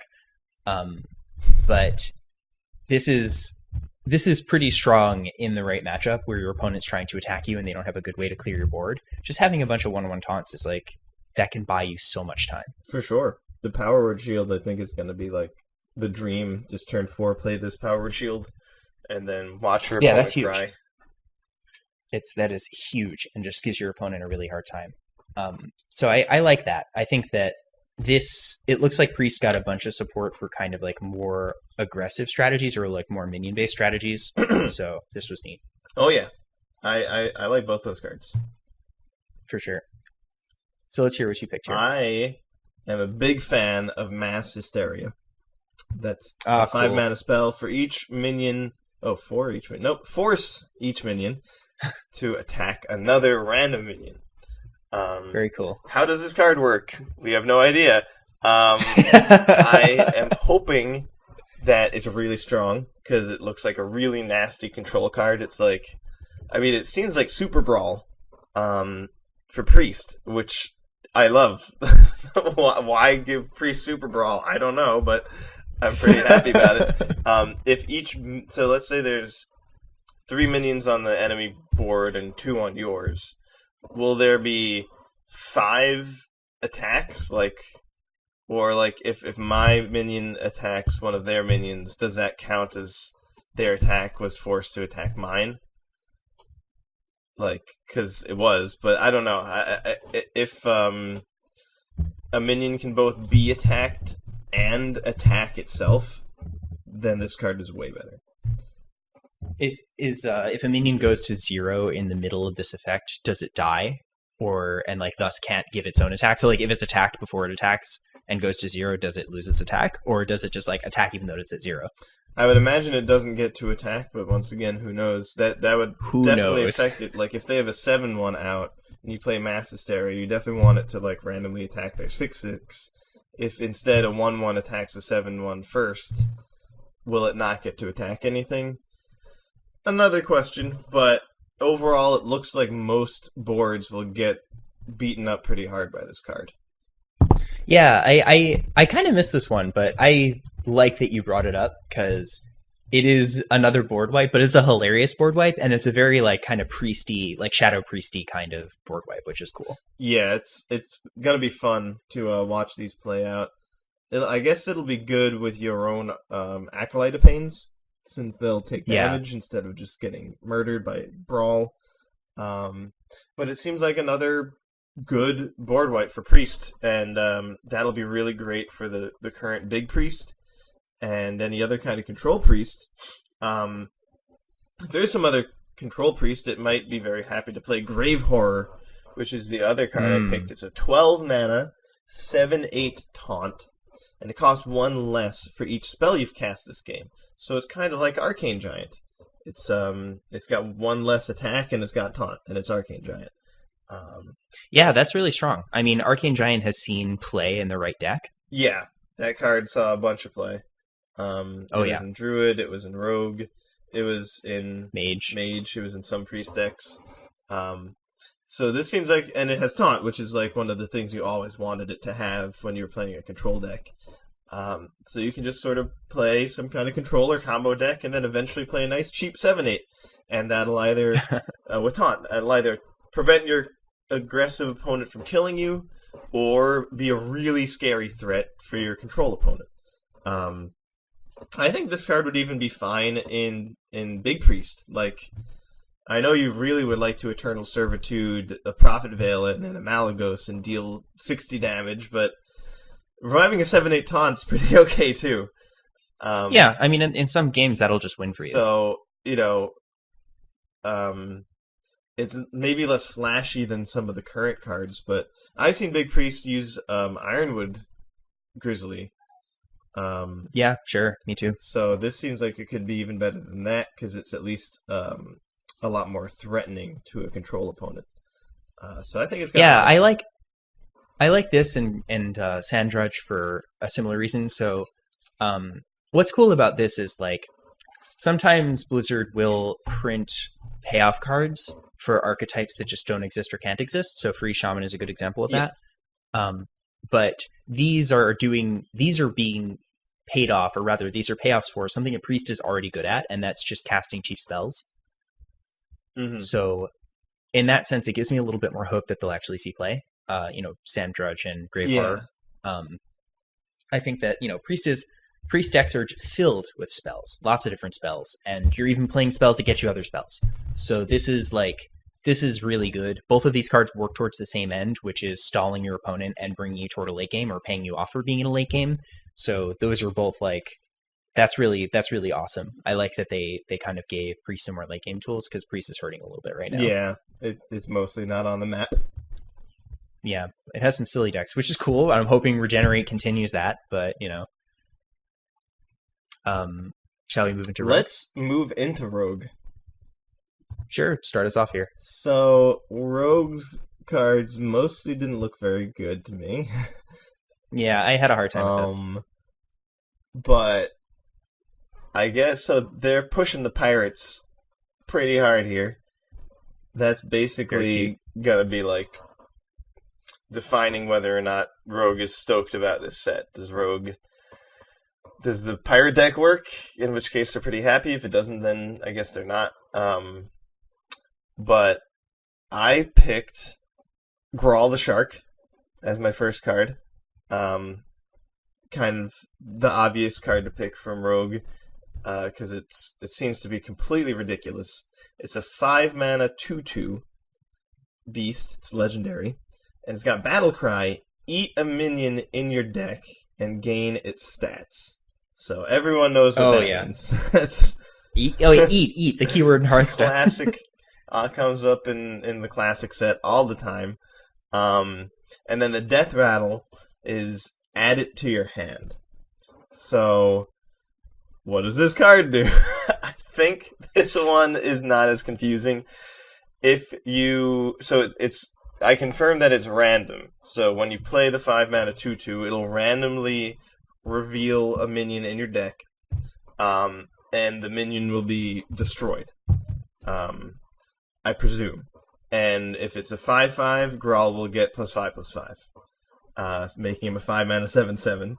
And then if Grawl dies, you get to add that card that he ate. Your 5/5 will go to your hand.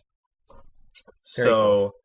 That seems really, really good, for two reasons, both kind of obvious. One is card advantage. He'll be a minion that, when it dies, gives you another card. So even if Grawl himself does so much work, when he dies, he'll give you the card that he ate. So you get some card advantage, and it should be a pretty good card because there's a card in your deck. Hopefully, you put good cards in your deck. I can't guarantee that, but if you, I mean, we've seen Quest Rogue. That's a deck that's filled with horrendous those cards. Are terrible. Yeah, Grawl would eat like a Novice Engineer. Like, yeah, I'm still hungry. I gotta get like 6 more of these, or 5 more. So if you've got good cards in your deck, even if their stats are bad, like even if you did eat a Novice Engineer, you would get a Novice Engineer in your hand, and then you'd be able to play that and draw, and hopefully get something that's actually good. No, that's worth 7 mana. And oh yeah, 7 mana, draw a card, get a 1/1. The other way it's obviously good is if he eats a huge minion like Deathwing, then he's ridiculous. Now you're talking. He'll be a 5 mana 14/14. That dies and gives you Deathwing. That rules. That's like Deathwing isn't the best card, but getting nothing would have been way worse than getting a Deathwing. So 5 mana 14/14s are good in Hearthstone. So yeah, I mean, I also picked Gruul. I agree with you. I think that this card is like, on its face, it's pretty obvious when you just evaluate it, like in a vacuum in a mid-range deck. This is probably going to be a reasonably statted minion that draws a card when it dies, and it's going to draw a good card, and that's cool. Like, that's always great. You know, if you're playing a mid-range deck, you want to draw a minion. This is also a tutor, so you can use this to draw particular cards, which is really neat. And yeah, I mean, if you're like, Rogue does have some Death Rattle support. I don't know if it's good enough to play with this card, but you might be able to swing that, and that would be really neat. That's cool. I hadn't thought of that. Yeah, so this could be like, this could do some really cool stuff. And I like the effect, and it does seem really strong. Yeah, if you just got some juicy, like you got Falderai Striders in your deck or something, it'll be a 6/6. It's not too bad. Yeah, I mean, or just like Witchwood Grizzly, and this thing just becomes huge. Yes, you could also do that. But I mean, at that point, I'd say use Deathwing. Yeah, right. I mean, if you're gonna do that, you might as well just get the dragon. Also, it's really funny to think of a shark just eating Deathwing. Oh, but like not chewing. Like, also cough him up later. Yeah, I'm excited to see I'm excited to see what this card looks like. Regurgitate a Cataclysm. And then so yeah, that card seems like, like you said, a mid-range aggressive deck, Odd Rogue. Just throw this in, play it turn 5, and if you put your opponent on the defensive the whole game, even though this is kind of just a big chunky plunk that doesn't, like, it's just sort of like a neutral when it's out. It'll be a 4/4, 5/5, a 6/6, whatever. If you get lucky enough and hit a big enough minion, it's gonna like just win you the game. So like, it's sort of like Heliseth. Like, if you draw it turn 2, oh wow, I won this game. Like, you kind of get to spin the wheel and sometimes just like wreck your opponent. And that's good. That's competitive. Oh yeah, and definitely. So he can do that sometimes. Like, hitting a Vile Spine Slayer is fine. It's a 5 mana 5/6 that gives you a Vile Spine Slayer. Yeah, that's great. So I see him being good. He actually would be especially good with the other card I picked, Serrated Tooth. This is a 1 mana weapon. It's got 1 attack and 3 durability, and it has Death Rattle. Give your minions a rush. So the obvious problem with this card is that it's a friggin' dagger, and we already got one. We already brought a dagger, Dad. We don't need another one. This one is slightly better. Paying 2 mana for a 1/2 weapon is worse than paying 1 mana for a 1/3 weapon. But we could already... This one is a card versus just getting a free dagger. So that's a big problem with it. It's cool that it's odd costed, except now you're giving up a really nice dagger. You're giving up your 2/2 dagger for the Serrated Tooth. So that almost doesn't make any sense at all. However,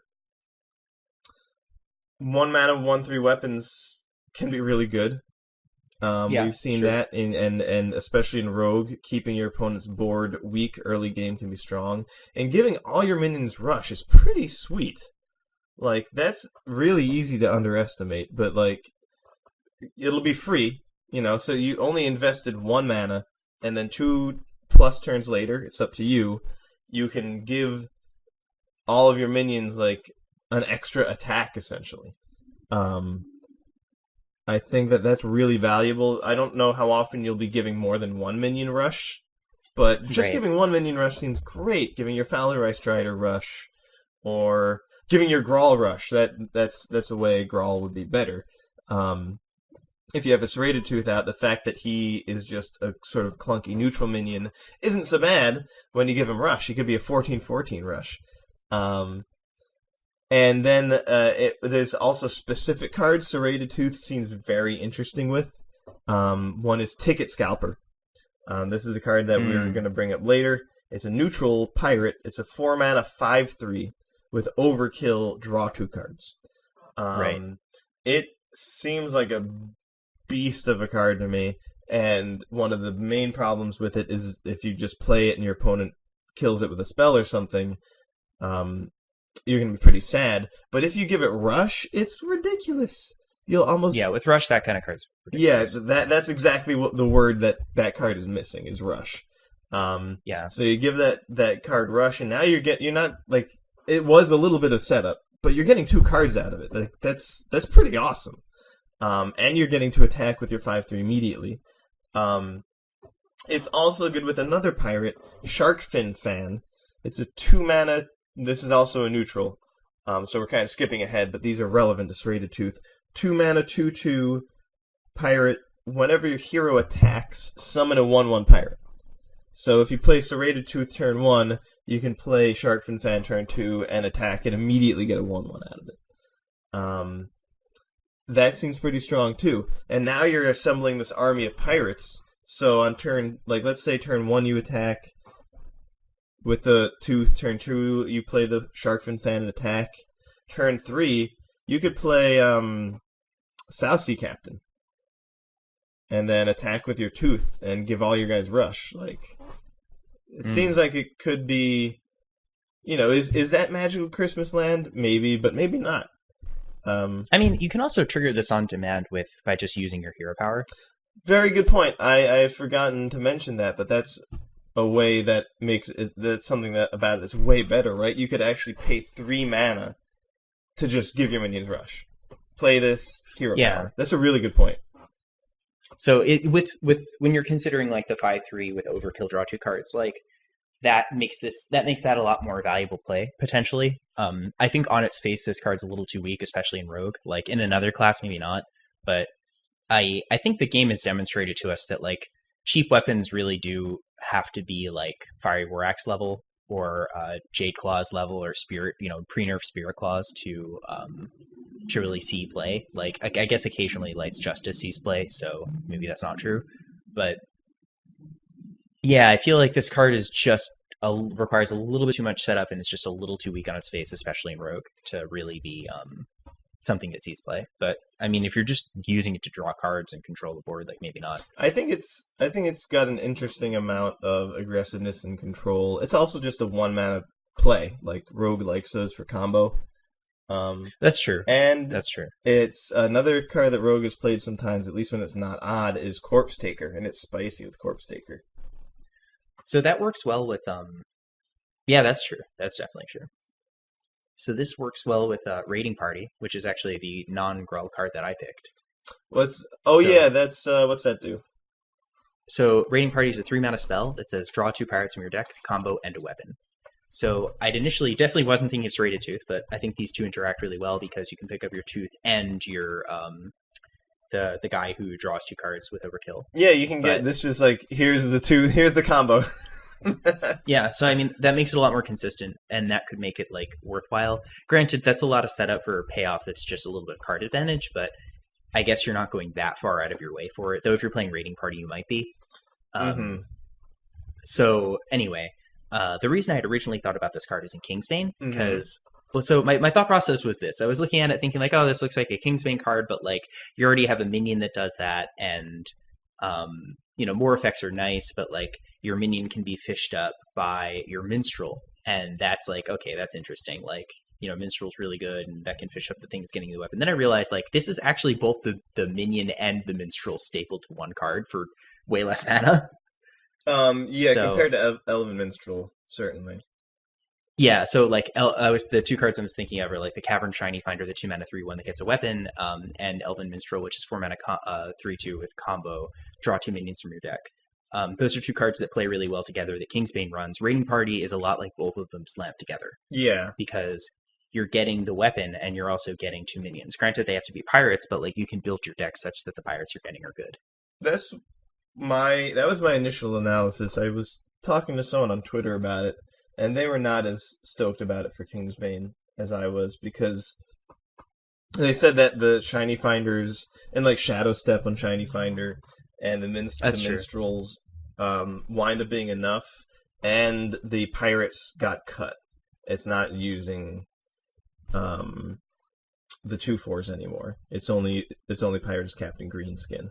So sure, but like you might go back to running those cards if you have this in your deck, that's exactly what I was thinking. I mean, I don't own a Kingsbane. I would love to, but I don't. And I thought this card seemed like a shoo-in. More tutors, hell yeah. But yeah, I can see that argument that like you might just have enough of this effect already, and like it's unclear whether this is a smoother version of that effect, such that you're willing to change around your deck that much. But like it looks like you could sub out the current Shiny Finder Minstrel package for a Raiding Party package, but it's unclear to me whether it's better. Yeah, so that's a way to think about it. Like, well, if it's redundant, then don't use both. Maybe Raiding Party is actually just better, and having some Ticket Scalpers and South Sea deckhands in your deck is good, maybe. Yeah. It does require a combo for the weapon part, but it seemed the fact might be that Kingsbane Rogue much more needs more effective anti-aggro tools than it needs another tutor effect. But for sure. Maybe not. And maybe, like I said, maybe drawing 2 pirates, one of which is sort of like a shock, South Sea deckhand, which could be good against aggro. Maybe that'll be good. You can prep Raiding Party, which is pretty cool. That's true. The combo will go off. Shiny Finder is also like comes out a little earlier and gets your Kingsbane, but like I think it's interesting. It's hard to know which is better. I feel like Shiny Finder Minstrel probably is, but like this is definitely something that's worth considering and another alternative way to build a deck. Yeah, and as other pirates come out, it could get more interesting. Like if there were more pirates that buffed your weapon well, it would definitely be more appealing. Yeah, but you're right. Maybe they'll just go back to using the 2/4s again. Maybe the 2/4 is way better when you can tutor it. Yeah, I mean, you also get, you have Greenskin, which is like a great card. The best card. So sucks that you can't Shadow Step your Raiding Party, but like maybe Shadow Stepping your Oracles is all you need to do. So yeah. Moving on to Shaman. I had a bit of a tough time here, but there were a lot of interesting cards and some pretty terrible ones. Yeah, some of this seems like real duty. Yeah, they tend to do that to Shaman. But here, I did find a couple interesting ones. So the first one I picked out is Bog Slosher. Bog Slosher? So this is a 3-mana 3/3 elemental with Battle Cry, returning a friendly minion to your hand and give it +2/+2. So on its face, that's probably not really that amazing. It is an elemental, so it has some support to those archetypes, and like it kind of is a hand buff, but that is one of the slowest hand buffs I've ever seen, which is already a mechanic that suffers from slowness. Yeah. So that is not that amazing. What is cool is, when you see this kind of effect, you're like, okay, Shadow Step, what good battle cries does Shaman have? Shaman has a whole deck built around battle cries. So this card is potentially like another copy of Grumble or Zola in the Shutterwalk deck. Yeah. So it's a lot less consistent than those cards. Yeah. Or at least as consistent as Zola. But it's interesting. Well, the problem with this in Shutterwalk is that if you slosh your, like, Saronite goes off, you have 2 Shutterwalks on the board, the active one and a copy, and your slosher goes off, it'll return the copy to your hand, which is kind of what you wanted, but what you really wanted is a 1-mana copy. That's true. So Bog Slosher would, some of the time, granted the Shutterwalk would be an 8/8, that's pretty cool, but it would cost 9 mana, and that's really what you would like to happen, is to play Shutterwalk and then immediately play another one for 1. On the other hand, it would sort of, the odds that all of your put a copy in your hand effects go off before a single Saronite goes off, the odds of that are reduced, but I don't know if it's necessary. It's hard for me to know if it's worth it or not. You see the problem, right? Of course, yeah. So, I mean, I think that this is a lot more comparable to Zola in that deck, and like it has basically all the problems that Zola has. Well, Zola wouldn't prevent Grumble from giving you the 1-mana copy. That is true. That's a really good point. But like also, if you play one Shutterwalk and get to untap next turn, you play the second Shutterwalk, like that's probably just the game. Yeah. It doesn't really matter if it's 1 mana or not. Yeah, most of the time. Well, I don't play enough Shutterwalk Shaman, but sometimes just playing that first one won't slow your opponent down enough, and they can kill you. And if you they can kill you through the first one. If you could have played one for 9 and then another one for 1 mana that same turn, you would have been okay. So if you really need to do that frequently, that makes Bog Slosher worse. Yeah, and that depends kind of on the meta. Yeah. But I agree with that. It's not clear if the deck needs more copies of that. But this also plays well with Saronite Chain Gang. Oh my god, it's so gross with Saronite Chain Gang. So in that sense, it's like, you know, again, this is kind of like Zola, but it's statted a bit better and it's an elemental. So I think that gives it a little bit more flexibility. And like the fact that it can play so well with Chain Gang or even with Life Drinker, I think that's pretty cool. Yeah, but overall, the fact that you can do those effects more, like you can Saronite more, that should maybe mitigate for the times that it kind of makes your Shutterwalk a little bit slower and you don't get to do two immediately. If you're now much more frequently getting more Saronite triggers and more Life Drinker triggers, that could totally make it worthwhile. And so if you play a Saronite and they don't kill both of them and you slosh one, now you're getting 2 4/5s in addition to the 2/3 that stayed out. Like it's insane. Yeah, definitely. You could even, if you're bored, like you can use it on a totem, right? Like if you totem to turn 2, you can just play Bog Slosher turn 3. Your totem will be like a 2/4 for 1 or a 3/3 for 1. If you want to keep your Mana Tide safe, you can make it into a 2/5. You can Electra again. I agree that this card's got a lot of potential in Shutterwalk. Yeah, I mean you can Kalamos again, you could Fire Elemental again. Like this plays really well with a lot of your battle cries, and it's an elemental already and is statted a bit better than Zola. So in that way, it's like I think that gives it a bit more flexibility. Though I agree that in the combo it's a little riskier, and you might not need to run both. And like it's unclear where the risk reward lies. I think it also depends on what the rest of the deck looks like. But this is another option for that deck. Definitely. And it's an elemental, like you said, which is really fun. I feel like we never got a real tier 1 elemental deck. I don't know if this is gonna do that, but more interesting, strong elementals is nice. It's great with Glacial Shard. Yeah, for sure. This is a really cool card. Okay, so you got Bog Slosher. What else? So the next one I had is Totemic Smash. I got that one too. Yeah, so this is 1 mana for deal 2 damage, overkill, summon a basic totem. This is a modal card, and that's really cool. Yeah.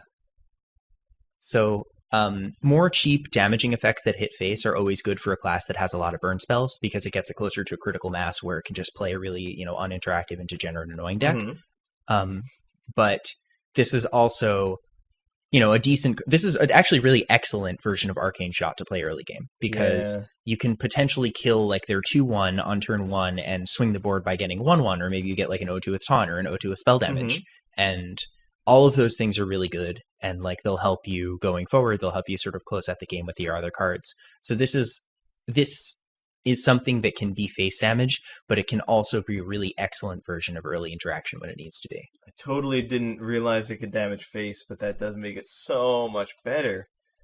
Yeah. And so there's like Earth Shock, Totemic Splash, Lightning Bolt. You got a lot of ways to deal some damage. I mean, if you go into Wild, you have Crackle, you have Jade Lightning. Yeah. And it doesn't prevent you from using Kelesith. So totally. I picked Totemic Smash 2 card. Seems awesome. My only problem with it is that like when you like quickly look at it, it looks like another 1 mana damage spell with Overload, because it has Overkill. It's but Overkill, like if you glance, like at first, like another one mana spell that I can't play because it has Overload. Like, there's like a 1 mana spell is 1 mana discover card with Overload, and it has Overload for some reason. I don't know. I don't know why it has Overload. That's so stupid. It's so stupid. So I mean, it was like it should have cost 0 or something like that. Like it was a cute idea. I see what they were trying to do, but like. I feel like they treated the Overload as like flavor text, and like, no, that changes how the card works, guys. Yeah, I mean, I think it was support for cards like Thunderlord, or like the guy who summons the 1/1 fish with Rush. Thunderhead, is that what it's called? called? Yeah, Thunderhead. Fish? Aren't they like elementals? They always kind of look like fish, but I never looked at them closely. Sure. Maybe they don't look like fish at all. I have no idea. You just played Tuskar Totemic too many times. Yeah, that's true. I did play that card a lot. Back when it was insane and could get a 3/4. Or Manatee Totem. Yeah, or Flame Tongue. But yeah, I think that this is that card was sort of given Overload to support the Thunderhead, but it's not. That just makes the card bad. You don't want to run bad cards to make your good cards better. No, but Totemic Smash seems like a great seems shaman fine. card. And it's pretty sweet that it works with spell damage. If you can get spell damage totem out, you'll be able to overkill more effectively. Yeah, and Shaman's a class that very frequently, or more frequently than other classes, has access to spell damage because of their hero power. There's also a cool neutral spell damage minion that might come up later. Okay, so you got Bog Slosher and Totemic Smash. I selected Lickem. Lickem. Oh, the weapon. Oh my god, I didn't even consider that that's what the name is. That's awesome. Lickem. 2 mana, 1/3 weapon. It has +2 attack while you have overloaded mana crystals.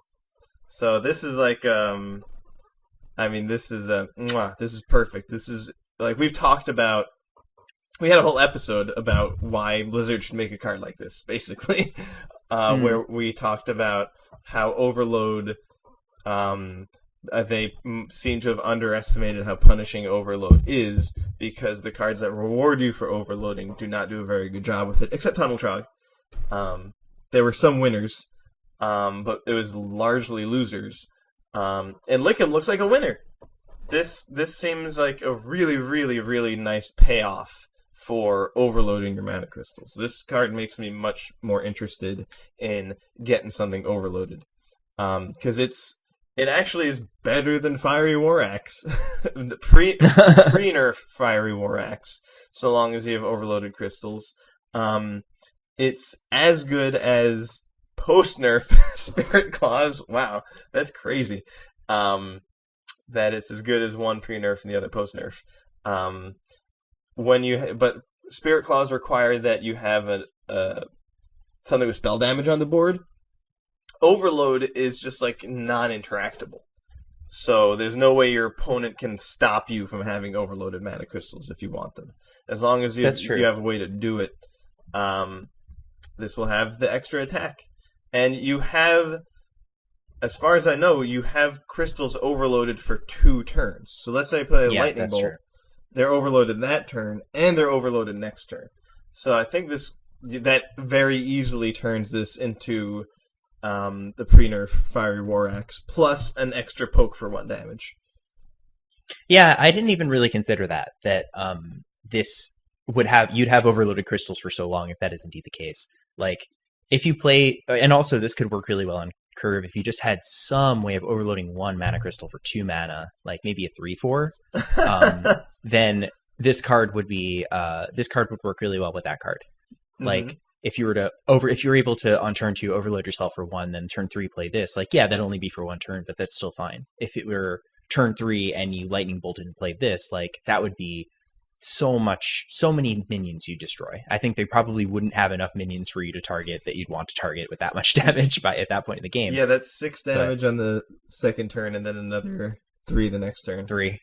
Yeah, that's too much. But I mean, it can all go face. That's pretty cool. Yeah, and if they're at 1 and you Totemic Smash them, you get a totem. That's true. I wonder if they're going to include that animation. I really hope they do. I really hope Yeah. overkill triggers on player kills. Yeah, I hope so too. We'll find out. So that's interesting. I didn't even really consider Lickum, but it definitely is a lot like it's a lot like what we were talking about one of our previous episodes about Shaman. That's pretty cool. Yeah, I think maybe they listen to us. Yeah, that's very likely. We should definitely take full responsibility for. Yeah, I think we should start up a intellectual property lawsuit. Let's get to it. Forget this podcast.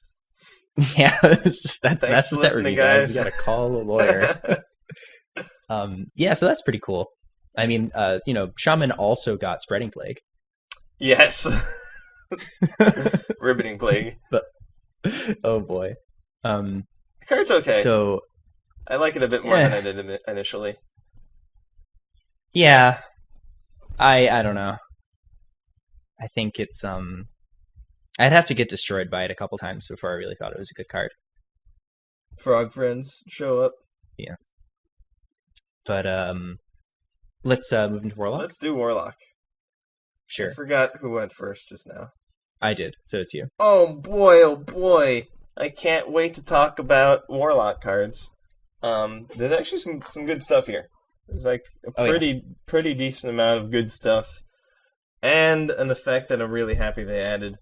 I bet I know which one you're talking about. Yes, so I don't know if I'm actually going to mention it as my two cards. My first card is Shriek, which is awesome. It's a 1-mana. Oh, cool. Check this out, guys. 1-mana Warlock spell. Discard your lowest cost card. Deal 2 damage to all minions. For 1 mana. It's nuts. So you basically get to just deal 2 to everything for only 1 mana, which is crazy. But instead of using this very frustrating random discard thing that Warlock does all the time, discarding stuff at random and having no control over it, it will discard your lowest cost card. So you have control over it, finally. Control over what you're going to discard. What we always wanted. Now, sure, if your lowest cost card is your best card, that's a little inconvenient. Play it, then it won't be in your hand anymore.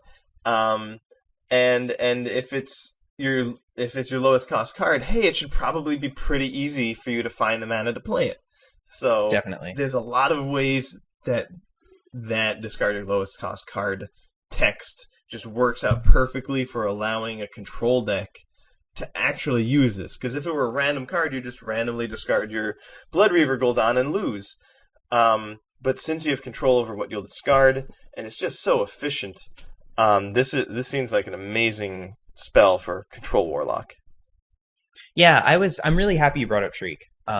This is I love, so I wanted to talk about the discard your lowest cost card. I feel like that this is exactly what they wanted to do. It's still not like discover a card in your hand, discard it. Like that might just make your turns take too long or whatever.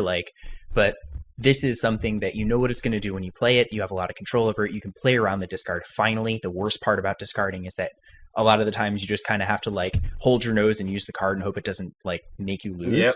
Yep. Shriek will basically never discard your Blood Reaver Gul'dan for you, and it will, it'll always discard a card that you're probably the happiest about discarding, and even if you really want it, you can just play it because it's your lowest cost card. Exactly. Yeah. So this is great. I think that this is an effect that Warlock has in spades right now. They have the legendary 4/4 that wipes the board. They have Defile, they have Hellfire, they have Twisting Nether. You have Abyssal Enforcer. So you have Dread Infernal even. There's a lot of ways that Warlock can wipe the board, but some of that's going to rotate. And when it does, Shriek, Defile in particular, Shriek can come in and fill the gap. Yep. But having more cheap ones is still really good. Yes, I agree with that. It's more options. This could play differently in some decks. I love that they found a way to make discarding less annoying. I feel like it was really cool, and the way they were handling it was not so good. But here it looks like they found a way to make it palatable, or at least in a way that it doesn't accidentally screw you. Yeah, dude, I'm in complete agreement about their design here. It's just exactly what I wanted the Warlock cards to do. Yeah. There's another Warlock thing that discards your lowest cost card. He also seems cool. But the other card I picked is High Priestess Jeklik. Oh, cool. So this is a really cool vampire chick. She looks like she's got the helmet from that Lego set from the 90s with like the spooky castle. And there's like a guy who's got a bat helmet. It's really badass. Oh, yeah. That's cool. So she's got a lot of favor with me because of that. And she's a 4-mana 3/4 taunt lifesteal. Really cool combination of abilities. I don't think there's anything else that's just those two. I think Paladin has some stuff with Divine Shield, taunt lifesteal. It has, when you discard this, add 2 copies of it to your hand. That's annoying. So if you can manage to discard your Priestess Jeklik, then you'll have 2 High Priestess Jeklik. And that should theoretically increase the odds of discarding her again and again. So it seems like it could work in the zoo decks that already exist. They're playing Doomguard, they're playing Soulfire. A 4-mana 3/4 taunt lifesteal isn't exactly what they want, but instead of losing cards when you discard, they'll be getting cards. Yeah, card advantage is what they want. Yeah. You know, being able to draw cards for free or for cheap. Like Soulfire, deal 4 damage, add another 3/4 to your hand. Like that is crazy. Yeah. And by discarding her, you'll be sparing your other stuff, which is possibly even more important. And then you can, as turns 6 and 7 and 8 roll in, you can just start playing 4-mana 3/4s with Taunt and Lifesteal. And that'll allow you to tap more, because you'll have a Lifesteal minion out. So it seems like it would be sweet in an aggressive Warlock deck. She's even costed. Now, the even Warlock deck doesn't use any discard effects, partly because so many of the good ones are odd. Also, you don't want to discard Gul'dan.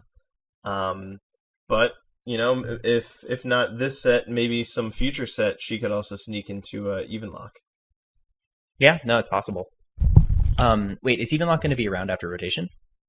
There will be... Gen will still be around. I see. Yeah, that's what I was asking. So but, yeah, then but okay, Gul'dan cool. will not. So probably not. Yeah, right.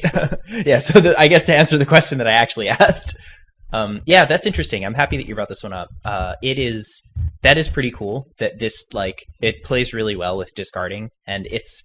I initially thought of that beast that gets redrawn with increased power that was in Ungoro. Mm-hmm. Or that with increased stats rather when it's discarded, but this is something different. This works in a different way, and on its face is a lot better than a 2-mana 2/2 or whatever. Yeah, what you get out of just playing this, I think, so the what do you want out of a 4-drop, a 4/5, right? There's you could pick a stat line that you would want for a minion at a given cost, but when you add in abilities, it gets harder to evaluate.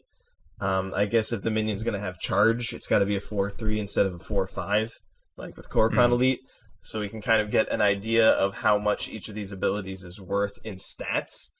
And I think Taunt and Lifesteal might be worth 1 attack and 1 health. Yeah, Lifesteal looks like it's worth 1 attack generally, and Taunt, 1 health makes sense. We've seen that in the past. So it just it actually. In addition, it definitely wouldn't be good if it only was the second effect. I think it's actually a legit minion. Yeah, I think it's fine. What did you pick? So the first I picked is one that you had mentioned but didn't pick, which is Soul Warrior. Yep.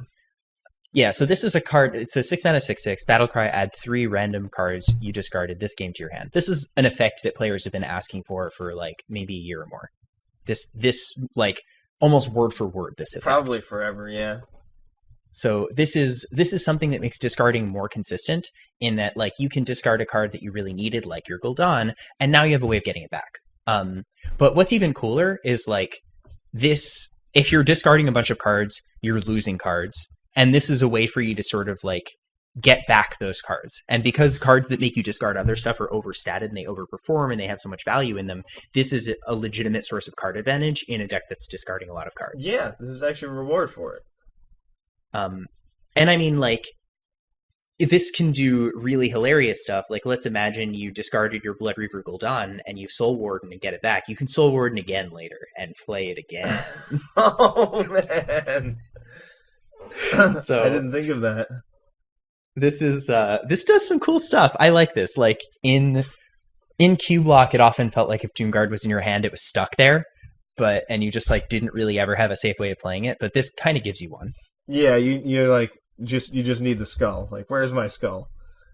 Yeah, and I mean, like, this is so good bad it's not a demon, but in Q-Block, because it's not a demon, it won't screw up your possessed lackeys or anything like that. That's true. And it's even costed if even Lock wants to dabble. Yeah, absolutely. So this is, even though Lock doesn't really have amazing ways to discard, but, like, it's more options and maybe they will later. Especially with, like, High Priestess. So I thought that this card was awesome, and I'm so happy it exists. Me too. It looks like we both agree that they made a really good turn with Warlock in this set. Definitely. So the next card I picked is one I want to highlight. I'm not totally sure if it's going to see play, but it's Grim Rally. So this is 1 mana, destroy a friendly minion, give your minions +1/+1. Mark of the Lotus. So, like, in an eggs deck where you're abusing Death Rattle or a cube deck, this kind of effect at 1 mana is ridiculous. And we've seen Warlock, a card that Warlock had that did this at 1 mana, like, was nerfed before. Warlock makes really amazing use of destroying minions at 1 mana with Carnivorous Cube and all of its other ways of just, like, abusing Death Rattle and cheating out really huge minions. Yeah. So this is something that would probably not be as good as Dark Pact in Q-Block proper, because you really want to gain the life more than you want to buff your minions. But if you're playing something more mid-rangey and more like traditional eggsy, this card would probably be better. Exactly. I agree. This is another Warlock card that I considered picking. Yeah, it seems powerful and worth keeping an eye on or trying to build around. Very cool. Yeah, giving all your minions +1/+1 for 1 mana is really strong. And sacrificing a minion would probably be worth it a lot of the time, but then, like you said, you might actually get a bonus from the minion dying. Exactly. There's Mekaru, which isn't seeing play, but it'd be really good with this card. Totally. I could easily see Zulok kind of shifting, putting this card in. There's actually also a new egg in this set, which is very interesting. That summons, like, the 3 guys. Yeah. Curly, Mo, and Larry, and and Grim Rally would be very good with that. Not only would it be a way to kill the egg, but then it would do exactly what you want to do with the babies that come out and buff them all. So yeah, that's really good. Grim Rally definitely very interesting. Maybe it's really got a home in Wild, where there's like Nerubian Egg. Yeah, that's what I was thinking too. I've actually been playing a lot more Wild lately, so that's kind of been on the mind. But, like, yeah, cards like Nerubian Egg would be really awesome, or Haunted Creeper. This is gross with Haunted Creeper. Yeah, dude. And those cards are incredible, and, like, Zoo is alive and well there between cards like Nerubian Egg, Hobgoblin, and Haunted Creeper, and all that stuff. So, oh yeah, the Scarab Egg would be really good with Hobgoblin. Mm-hmm. Goblins and gnomes. And scarabs. Oh my god, like Star Fox Adventures. Stairfax Temperatures. That's a good callback. Warrior? Let's warrior it up. Let's take a look at what our warrior's doing this time around. Yeah, who really knows? Warrior's always doing something different.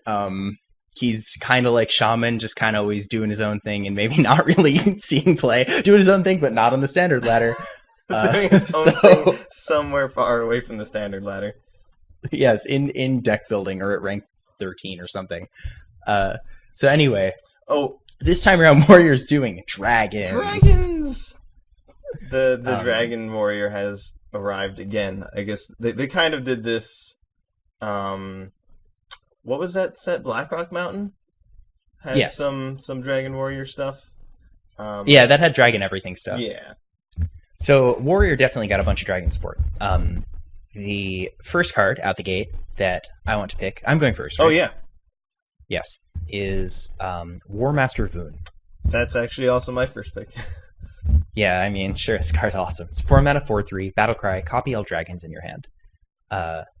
In a mid-range deck, this draws cards, drawing cards is good. The end. So it's, I mean, it's more than that, obviously, right? Like this is aggressively statted. When it was initially spoiled, it was a 5 mana 4/4. 4 mana 4/3 is so much better. Yeah, dude.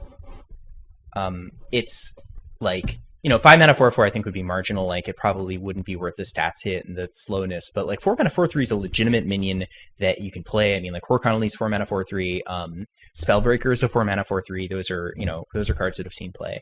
So you're not going that far out of your way to play this, and it's not asking that much of you. Even if you just have 1 or 2 dragons in your hand, like if you have 1 dragon in your hand that has some, if you're holding a dragon effect, you've now made that effect, like it'll trigger. Mm-hmm. That's awesome. If you have like 2 or more, then this is just drawing you a bunch of cards, and that's crazy for an on-curve play. So this card just seems great. It seems like a shoo-in if you're playing any kind of deck that's running dragons or dragon-like synergy. Yeah, if you have multiple dragons, this just gives you an insane amount of value. If you're...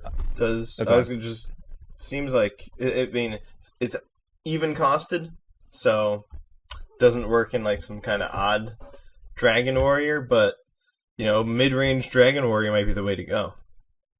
Yeah, I mean, dragons, that would make sense given some of the cards that we've seen. I think like some of the dragons and dragon support kind of lend themselves more to mid-range, but I mean, we'll see. But also, if you just have like big dragons in your hand that are doing special things for you, like Primordial Drake or like Alexstrasza for some reason, this card can copy those, and that's pretty cool. Yeah, more dragons is definitely better.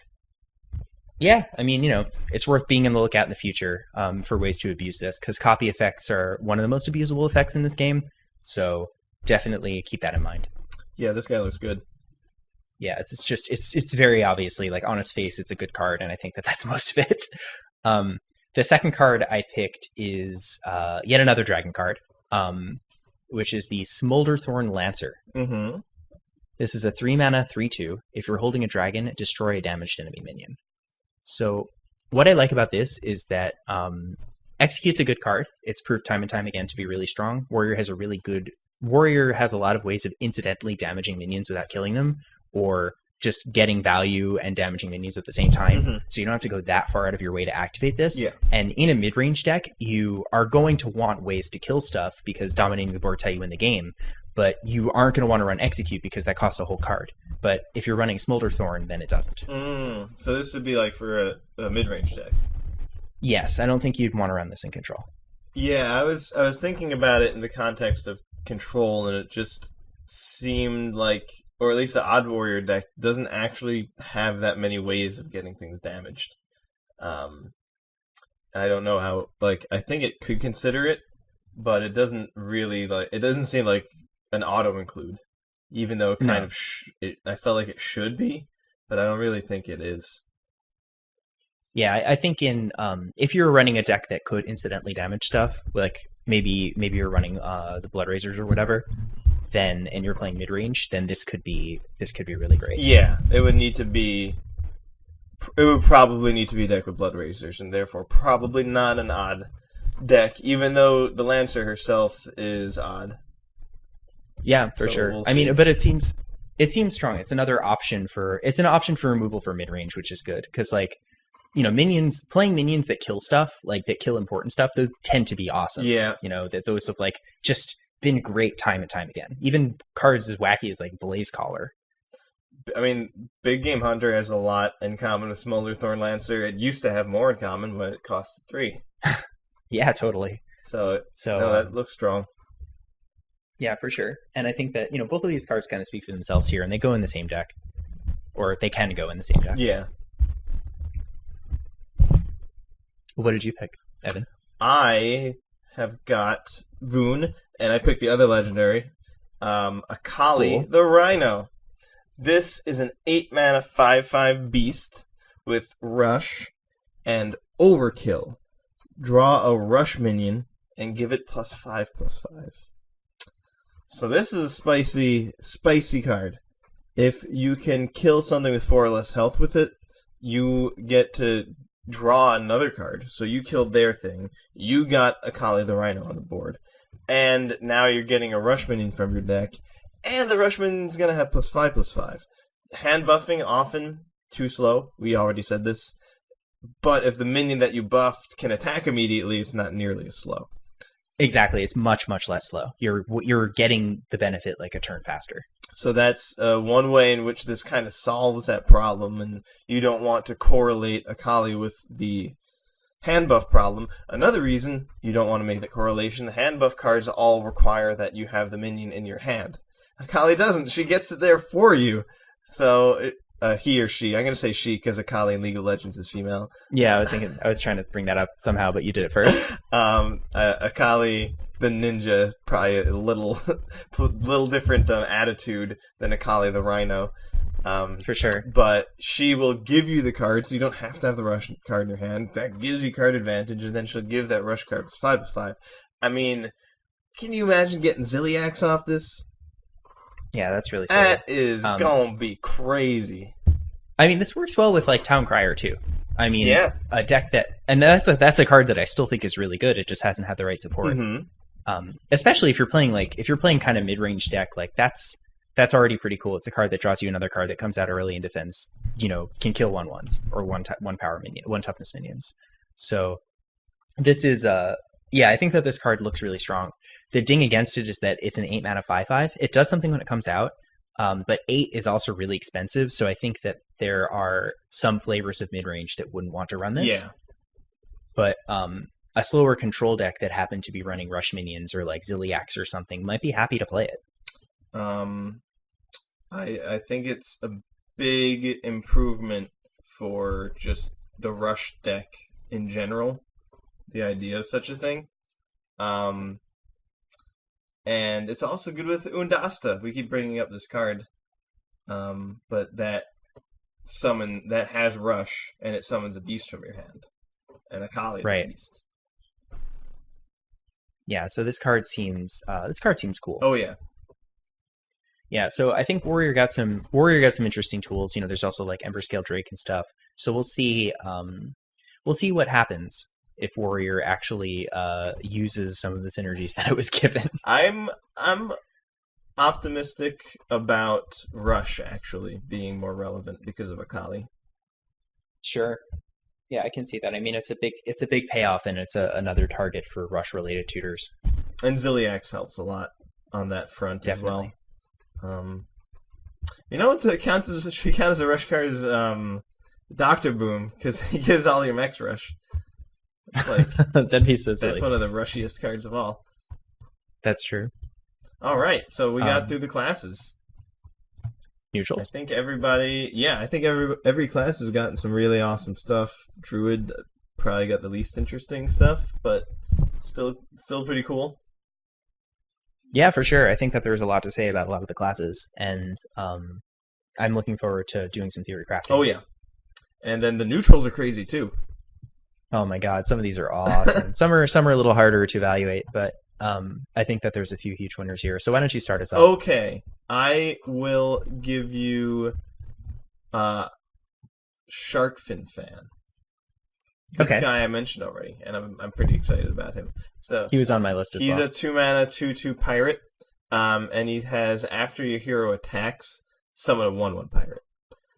So I think this obviously is synergy with 1-mana weapons. If you can play a weapon turn 1, turn 2, play this guy and attack, you're getting a 2/2 and a 1/1.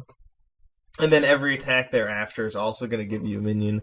And it's pretty relevant. He's making a pirate. He is a pirate. South Sea Captain will buff all of those guys. And if you're any other deck that naturally can attack, like Druid or Rogue, you won't even need an additional card to get value out of this guy. So he seems like he could potentially be very strong in aggressive decks like Hunter and Rogue that have cheap weapons, but maybe also, maybe Paladin, who knows? Yeah, I thought about this card in Rogue. I think that was sort of the easiest place to go when you first look at this card. Because that has pirate synergy. It also has a weapon via its hero power. If you were crazy enough to play even Rogue, this would go in there and actually curve out really well with it. Oh my, you're right. That's a good idea. So That would be pretty silly, but like who knows? Maybe it's good. And a bunch of the other pirates are even costed, like Ticket Scalper, and I think they're legendaries as well. Yeah, Boom Tusk. So, and also they have that 6-mana 5/3 rush that like grabs a minion with combo. That's also even costed. Minstrel's even costed. Like there's the deck. That sounds pretty cool. Yeah, that sounds fun. Who knows if it's good. I like this card a lot too. I think that it's just potentially a lot of stats, even if you trigger it only once. It might be bad, but it seems interesting. Yeah, for sure. Do we alternate, or are we going all at once? Let's alternate. Okay. So I'm gonna take a little bit of a risk here, and I'm gonna pick a card that I don't know if is that good, and that's Sightless Ranger. So this is a 5-mana 3/4 rush, overkill, summon 2 1/1 bats. So the reason I picked this card is that if you get the 1/1 bats the turn you play it, then it's a 5-mana 5/6, that passes the vanilla test. So I feel like that's doing something cool. But under the condition where you meet that, you're also killing something that they have. So this card can affect the board immediately. The problem is that it's a 5-mana 3/4. Yeah. If this were 4 mana and summon maybe 1 bat, I'd be a lot more confident in what I'm saying here. But I think 5 mana for a 3/4 is probably not good enough, but it's worth keeping an eye on. I agree. I like that card. There's a bunch of really cool overkill things at like 4 and 5 mana. There's a 3/5 with stealth that has overkill, gain 3 armor. That one's like really cool. I don't know if it's any good. It's probably terrible, but it's a really cool card. Yeah, I mean, it's cool that they're going for it. We have to see how it plays out, though. Yeah, but it doesn't seem useless. Yeah. Okay, I'll give you one. I mentioned this card earlier. Spell Zerker. This is a 2-mana 2/3, and it has spell damage +2 while damaged. That's a lot of spell damage for a 2-mana minion. It's quite a bit, and it is a 2/3. So it's just really, I think, better than the Kobold Apprentice or whatever in a lot of ways. So what deck uses this? I think Tempo Mage would love this card. I think that, because sometimes, if not frequently, they use Cosmic Anomaly, which is a 4-mana 4/3 spell damage +2. This is a perfect fit. You got your 2-mana 2/3, your aggressive minion, and then whenever you're ready, you can attack it into one of their minions and get that spell damage. Yeah, in a way that this has more survivability than the 4/3 because this comes out 2 turns earlier and it has the same amount of toughness. Yep. It's it seems like it would be great in Mage. I don't really know if it goes anywhere else. Like, it's cute with like swipe in Druid, yeah. But I don't think Druid really wants this card, so I don't know if it lives in any other deck, but it seems like pretty great in Mage. Yeah, it's interesting. It's definitely worth keeping an eye on. Spell damage +2 is a whole lot on something so cheap, and it doesn't ask a lot of you, so if the metagame is right for this card, then I feel like it could shine. So the card that I'm going to give you is a name that I love, and that's Crowd Roaster. Yes, this card rocks. This is like the best name of this set. So this is a 7-mana 7/4 dragon with Battlecry. If you're holding a dragon, deal 7 damage to an enemy minion. That's a card. Like, that is a card. So we've talked a lot about throughout this podcast. We've talked a lot about minions that destroy stuff when they come out and how those are historically good. Like, almost every variation of that has seen play, or at least has been considered, or yeah. So as long as it's dealing enough damage or, killing big enough things. Crowd Roaster is dealing 7. That's killing most things in Hearthstone that people are playing in Standard. Yeah. So this is bestial. It's also a dragon, so it goes right into a dragon deck. Priest cares about dragons. They have Dustbreaker, and Warrior's about to care about dragons. So this fits really well into those decks. Yeah. That's awesome. A 7/4 that can kill, like, 4 is pretty fragile, but this can come out and kill basically anything that's threatening it. So if they have a wide board, they're probably still killing it. But if they don't have a wide board, you might be putting them in a pretty defensive position when you play this. Because if this guy sticks, he can just win the game for you. Yeah, it's going to smash them. And 7's a huge amount of damage. And yeah, 7 should kill basically anything. So this card I think is really great, and I think we'll be seeing a bunch of this depending on how good dragon decks are and how fast the metagame is. Yeah, I think this is actually comparable to Big Game Hunter. Like at face value, if you're like, oh, a 4/2, well, they just traded 2/2 into it or something. It'll never do anything. But the truth is that by the time you play your BGH or probably play your Dragon, your Crowd Roaster, this like people are running out of stuff. People are down to the last few cards. So your opponent plays something. It's probably like their only thing, and then you Crowd Roaster it. Your 7/4 is looking pretty resilient. You roast their crowd. I've definitely like killed people with BGH. Just they have something big, and then like they play Ragnaros, and you BGH it, and then just bonk them for 4 for a couple turns, and then win. I mean, all you need to do is connect with just a medium-sized minion a few times, and you're a huge favor to win. Yeah, Crowd Roaster, and the fact that it itself is a dragon is huge. That means that Voon will double it. That sounded pretty powerful. Yeah, that's super gross. I think that this card is like very, very good. Just keep playing Crowd Roasters until you win. Yeah, just roast their crowd until the game's over. It's a fine strategy. Sounds functional to me. Okay.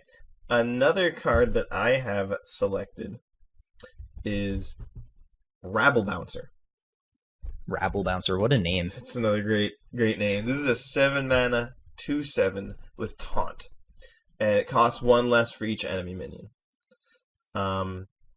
I think that a good way to look at... Okay, so let's say your opponent has 3 minions. This is a 4-mana 2/7.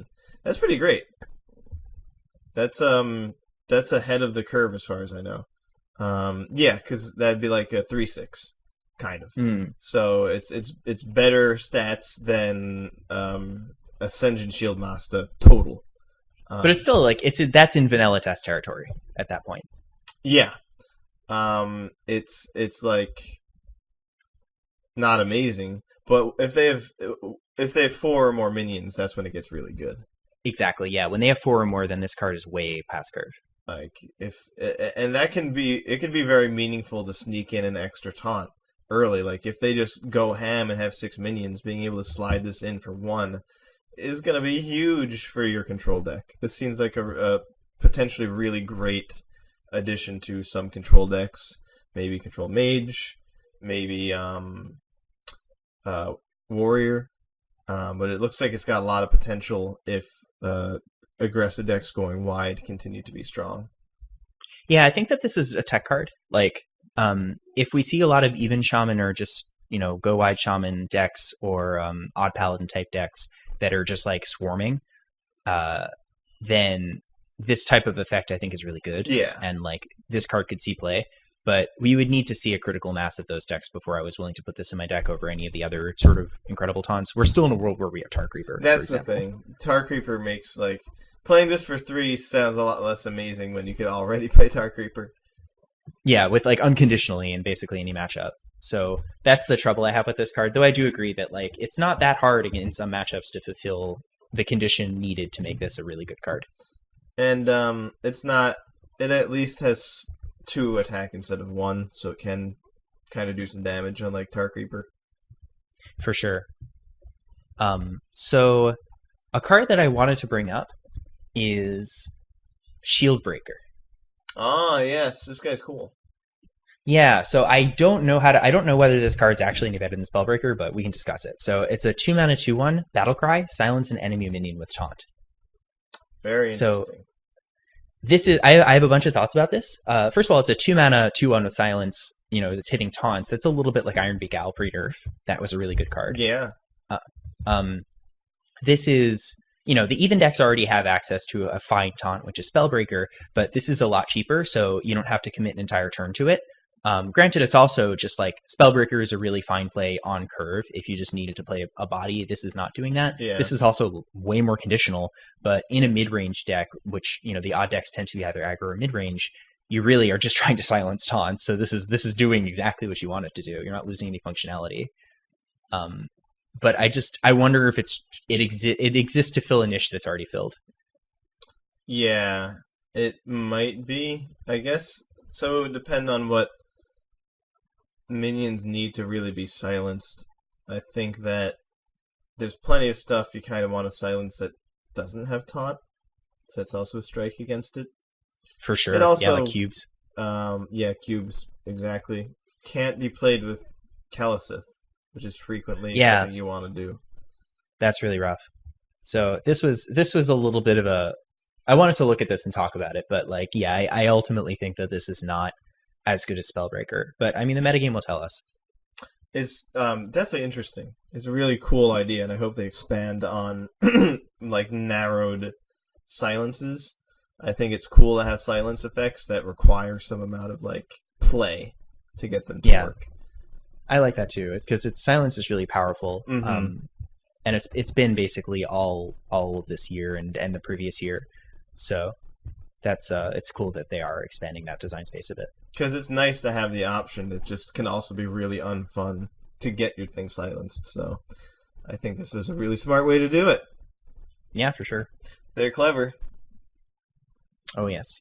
Okay, so let me talk about Ticket Scalper.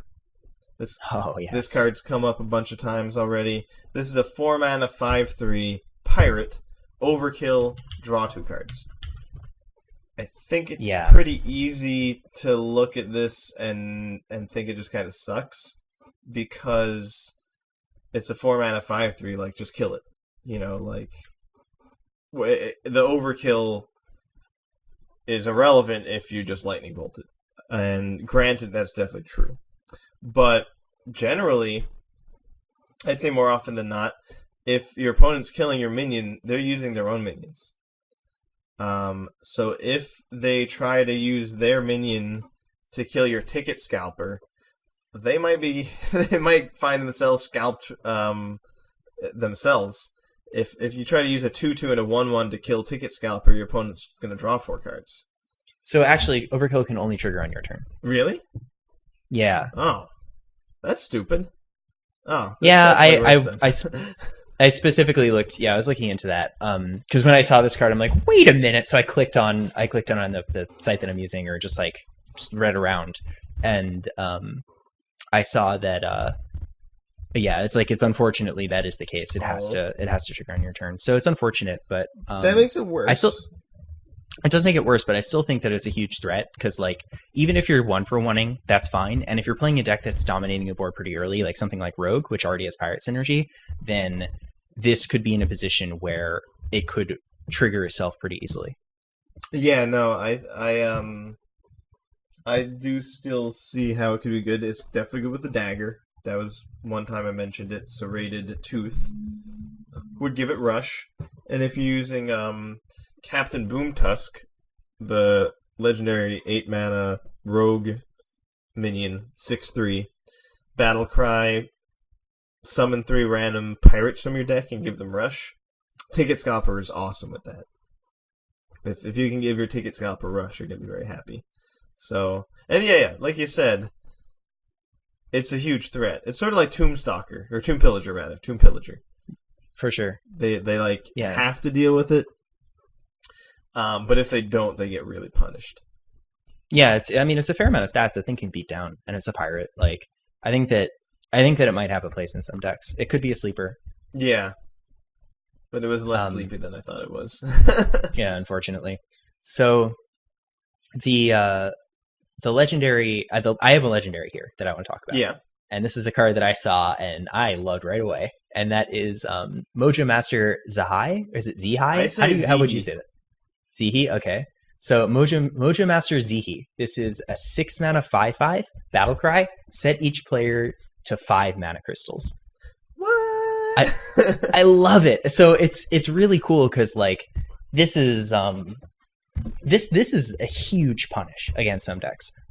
Control decks exist to buy time, and they win with time because they have a stronger late game than non-control decks. So, if you give them enough time, they're going to get a lot of mana, then they're going to draw their cards they need, and they're going to play them. This card just gives you the time right back. This takes away what they're looking for. So, Hearthstone's seen a lot of decks that just have really strong inevitability, and then you just have this, sort of Clash of the Titans type endgame scenario where the deck with the best endgame scenario will win. And Mojo Master can take your aggro deck or your mid-range deck and just drag the game back to a state where you are heavily favored. Yeah. Exactly. It is an incredible curve topper, and like even just in a mid-range deck that's in a control environment, it's awesome. This gives them the license to print ridiculous endgame cards, Mm-hmm. and still they can still be punished by Mojo Master being a prevalent tech card because it's in neutral and any deck can play it. It's friggin' strong. It could even be playable in a control deck once you play your combo. Then you play Mojo Master and lock them out of playing theirs. Yeah, like clearly you want to play this with Shutterwalk. That is hilarious. That's the real trick here. It's also completely unique in Hearthstone, right? Destroying one of your opponent's mana crystals. Yeah, that's something that like they have, I think, tried really hard to stay away from because they rightfully learned from Magic Yeah. that like it's just not fun to destroy your opponent's lands. Well, not fun for them. Yeah, it creates non-games. Like it's it's really fun to just like win when you're ranking up and stuff. You really like that, but like it's people don't like to lose to stuff they couldn't do anything about. But this is really cool. Yeah, and it especially punishes Druid, which is great. Because Yeah. Druid will actually not only invest time, but invest actual cards into getting mana crystals, and you could just be like, sorry. Yep. The more they invested, the more they get punished by it. This is cool because it's like, if we're not in a world where Biology Project is really good, but if we were, then this card would just punish it so hard. Yeah. It's gonna be a very effective, like you said, top of the curve for aggressive and mid-range decks. Yeah, for sure. I think that this card is like, I think this is really, really, really good. And it's always something that you should keep in mind, especially if you want to build toolbox type decks. This card's awesome. It's not like Loatheb. Yeah, I was thinking that too. This is like Lotheb, but it lasts longer. Yeah. So the Loatheb, for those unfamiliar, 5 mana, 5/5 legendary. During your opponent's next turn, all their spells cost 5 more. So they basically aren't playing spells on their next turn for the most part. Especially if they cost 6 or more, they would need 11 or more mana, which is generally impossible. So Mojo Master Zihi can kind of do that too. Like the point of a Loatheb is your opponent. You have a bunch of stuff on the board. Your opponent has a card that will punish you for having all that stuff out, but it's a spell. So you play Loatheb, they can't play the card, they lose. Mojo Master Z, he can do that in some scenarios, like against Psychic Scream. If you have a huge board and your opponent is at 6 mana crystals, and when you pass the turn, you're pretty sure that they're gonna play a Psychic Scream. If you play Mojo Master Z, they won't be able to play their card. Same with Flame Strike. It can prevent a Flame Strike from going off. It doesn't prevent everything, like it doesn't prevent Brawl or other stuff, but another very valuable quality that it has. For sure. Yeah, it's this card is really good. It's super flexible, and you're not really paying that much in stats to get this effect. And it's got like pretty cool art. Yeah, it's an awesome card. So what's your last card here? That's definitely gonna be a big one. We've mentioned this before. I will mention it again. Undasta. Oh, more ways to get charged Devilsaur. Yes, exactly. This is like the Devilsaur's Devilsaur. So right. It's a 9 mana 7/7 beast with Rush. It kind of looks like a mech to me, but that's not the point. It has Overkill. Summon a beast from your hand. Wow, this is so good with Kathrina. It is bonkers in Cube Hunter. Yeah, that's awesome. So this obviously slides, as far as I'm concerned, slides right into a deck that's really strong that already exists. Cube Hunter or Kathrina Hunter, if you will, whatever big Death Rattle based Hunter deck you're playing. Undasta is amazing in it. Because there's like two kind of like things you want to do. You want to have big scary beasts, and you want to cheat out big scary beasts, and this is both of them. So this is a big scary beast that you can pull out with Kathrina, and then if you have big scary beasts in your hand, this will pull them out for you. So it seems excellent. Yeah, this card seems really powerful. I didn't even really look at it that closely when I first saw it, but like I think that this does a lot of the stuff. This does a lot of stuff. So, I mean, if you're cheating it out onto the board, this is giving you a ton of mana worth of value, and it's like killing something. And if you're not, if you're just playing it, this can get cards that are stuck in your hand, like your charged Devilsaurs out. Because playing Devilsaur from your hand is a lot worse than having it cheated onto the board because it has charge. Mm-hmm. So, like, this can help you get around that. And if you spend a lot of time playing this sort of combo-y type decks, getting your combo pieces stuck in your hand when you're trying to pull them from your deck is like, it sucks. And this is a way out of that. Yep, it could be good in Priest with like Shadow Essence. And now if you use like a Spellstone, you can Spellstone back a Devilsaur and Undasta. It's got a lot of potential. It could work in Druid. Druid has stuff that cares about beasts, and like you said, it's getting even more right now. It can get your Chavala out of your hand. Yes. We mentioned that before. It's great with Chavala, and some of the other Lowas are beasts, like Akali. Great with Akali. Mentioned that before too. So that I'm pretty certain it's gonna be good in Cube Hunter, and I'm just in general excited to fool around with it. Yeah, that's really cool. That's a super cool card. I'm very excited to, see that on the board. Same. Yeah, so I think that's the Boomsday project. We did it. Thanks, Dr. Boom. One neutral I do really want to bring up, if I may, is Snapjaw Shellfighter. This is a 5-mana 3/8. And it says, whenever an adjacent minion takes damage, this minion takes it instead. Oh, it's interesting. It's a really fascinating card. I think something that's important that you won't notice immediately is like, if you play this next to your Manatide Totem, and then your opponent Lightning Bolts your Manatide Totem, the Shellfighter will take it. That this is like Super Taunt. Yeah, exactly. It's like Super Taunt. It's not just preventing attacks. It would prevent Flame Strike even. That's awesome. So like and it could like when your attacks become awkward, it can be really damning, especially if you're some kind of aggressive deck. Like this, if you didn't get the chance to play with Giggling Inventor, you missed an important lesson. Or with Giggling Inventor at 5 mana. Getting all of those things in the way, those Annoyatrons that have Divine Shield, that beats almost everything in Hearthstone. Like, that's good against aggressive decks, that's good against control decks. Oh, yeah. Pretty much everything in Hearthstone, every deck and strategy is getting its value from making good attacks. That's how, like, every style of deck wins pretty much. I guess maybe not combo, but control and aggro.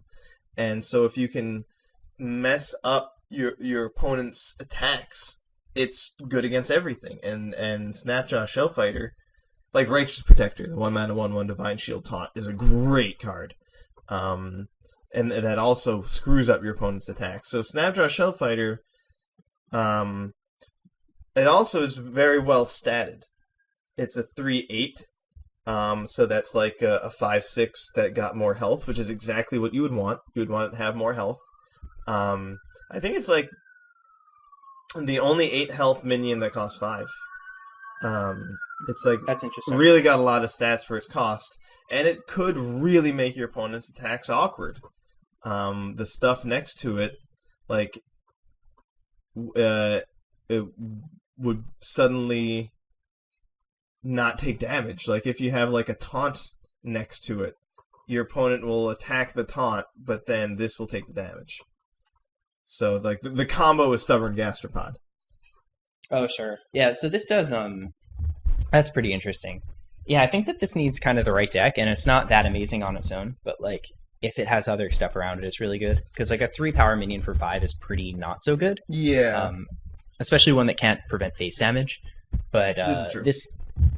Under some circumstances, this can be really powerful, but like it requires some deck building. But it's definitely worth keeping an eye on. There's a lot of interactions you brought up that I didn't consider. It's very interesting. And the deck that might want it is like Combo Priest with Divine Spirit. Oh, sure. Yeah, that's interesting. If you just like get a Northshire cleric out and this, like that's already kind of a nice combo, and this guy synergizes with that strategy. Yeah, that's true. So that's pretty cool. That might be something we see, but I just thought that card was so fascinating and like so difficult to evaluate. But because of the generosity with its stats and how messing with combat tends to be strong, I keep an eye on that guy. Yeah, definitely really cool card. Very interesting. But yeah, I think that's, like you said, that's the Boomsday Project. Yeah, so we did it. That's Dr. Boom's Rumble. This is there's some really cool stuff in this set, and I hope it changes things up. It looks like, some existing archetypes are getting support, but maybe this could bring with it some new archetypes. And as always, there's got to be cards that we didn't bring up or even talk about that are really powerful and have a huge influence. That always is how it is. Yep. But well, actually, I think this time I'm feeling 100% confident that I was wrong about everything. This time, I feel. So I feel like a little more confident than I usually do that I was like on the money, but I know for a fact that on the money is like still, I don't know, really low, bad accuracy. Yeah, I think that I also feel like I'm going to be more accurate than I usually am, but that's relative. So. Yeah, it's not like any appreciably high number of accuracy in terms of picking cards. Low precision recall. Some are easy, like the Druid Legend, War Druid Loti, like that card's good. That one's easy. Yeah, yeah, or like Mojo Master. There's just some obviously powerful cards, but there's a lot of interactions hidden in this set. I feel like we covered a bunch of really interesting ones, like Immortal Prelate and the odd mage stuff. But we will see. Time will tell. That all sounds really fun. I've done a little bit of odd mage, but it didn't have Ragnaros. That sounds awesome. Oh yeah, that makes every deck better. A 7 mana 4/4 beast that's Ragnaros. Very good. So if you like our content, you can follow us on Twitter at twitter.com/LastTurnHS or facebook.com/LastTurnHS. You can also find us on iTunes and Google Play, Stitcher, SoundCloud, etc. Just search for Last Turn, you'll find us. We have a YouTube channel where this set review will exist, and there will be pictures. So if you're watching the set review, there on YouTube, you already know that. But if you are listening to it, you don't know that, and you should definitely go to YouTube and check us out there. It would have been smart to mention that at the beginning, but whatever. Yeah, that's a really good idea, right? Just catch people early, but alas. Now we know for next time. We'll probably remember at the end. I mean, there's an editing opportunity, but whatever. That sounds like work. Yeah, right. It's like 100% on me. Yeah, that's one of the things about Last Turn is that we never edit. Never. No, definitely not. This is just getting like a raw ripped and put right up there. There's no anything that's happening. That's what makes it real fun. Is that if we say something, it's in. It's too bad. If you regret that forever, well, yeah, you're gonna regret that forever. That's okay. It'll follow you to all of your career pursuits. But yeah, check us out, and we hope that you like the Boomsday Project as much as we do. Take it easy. See you next turn, folks. Catch you next turn, guys.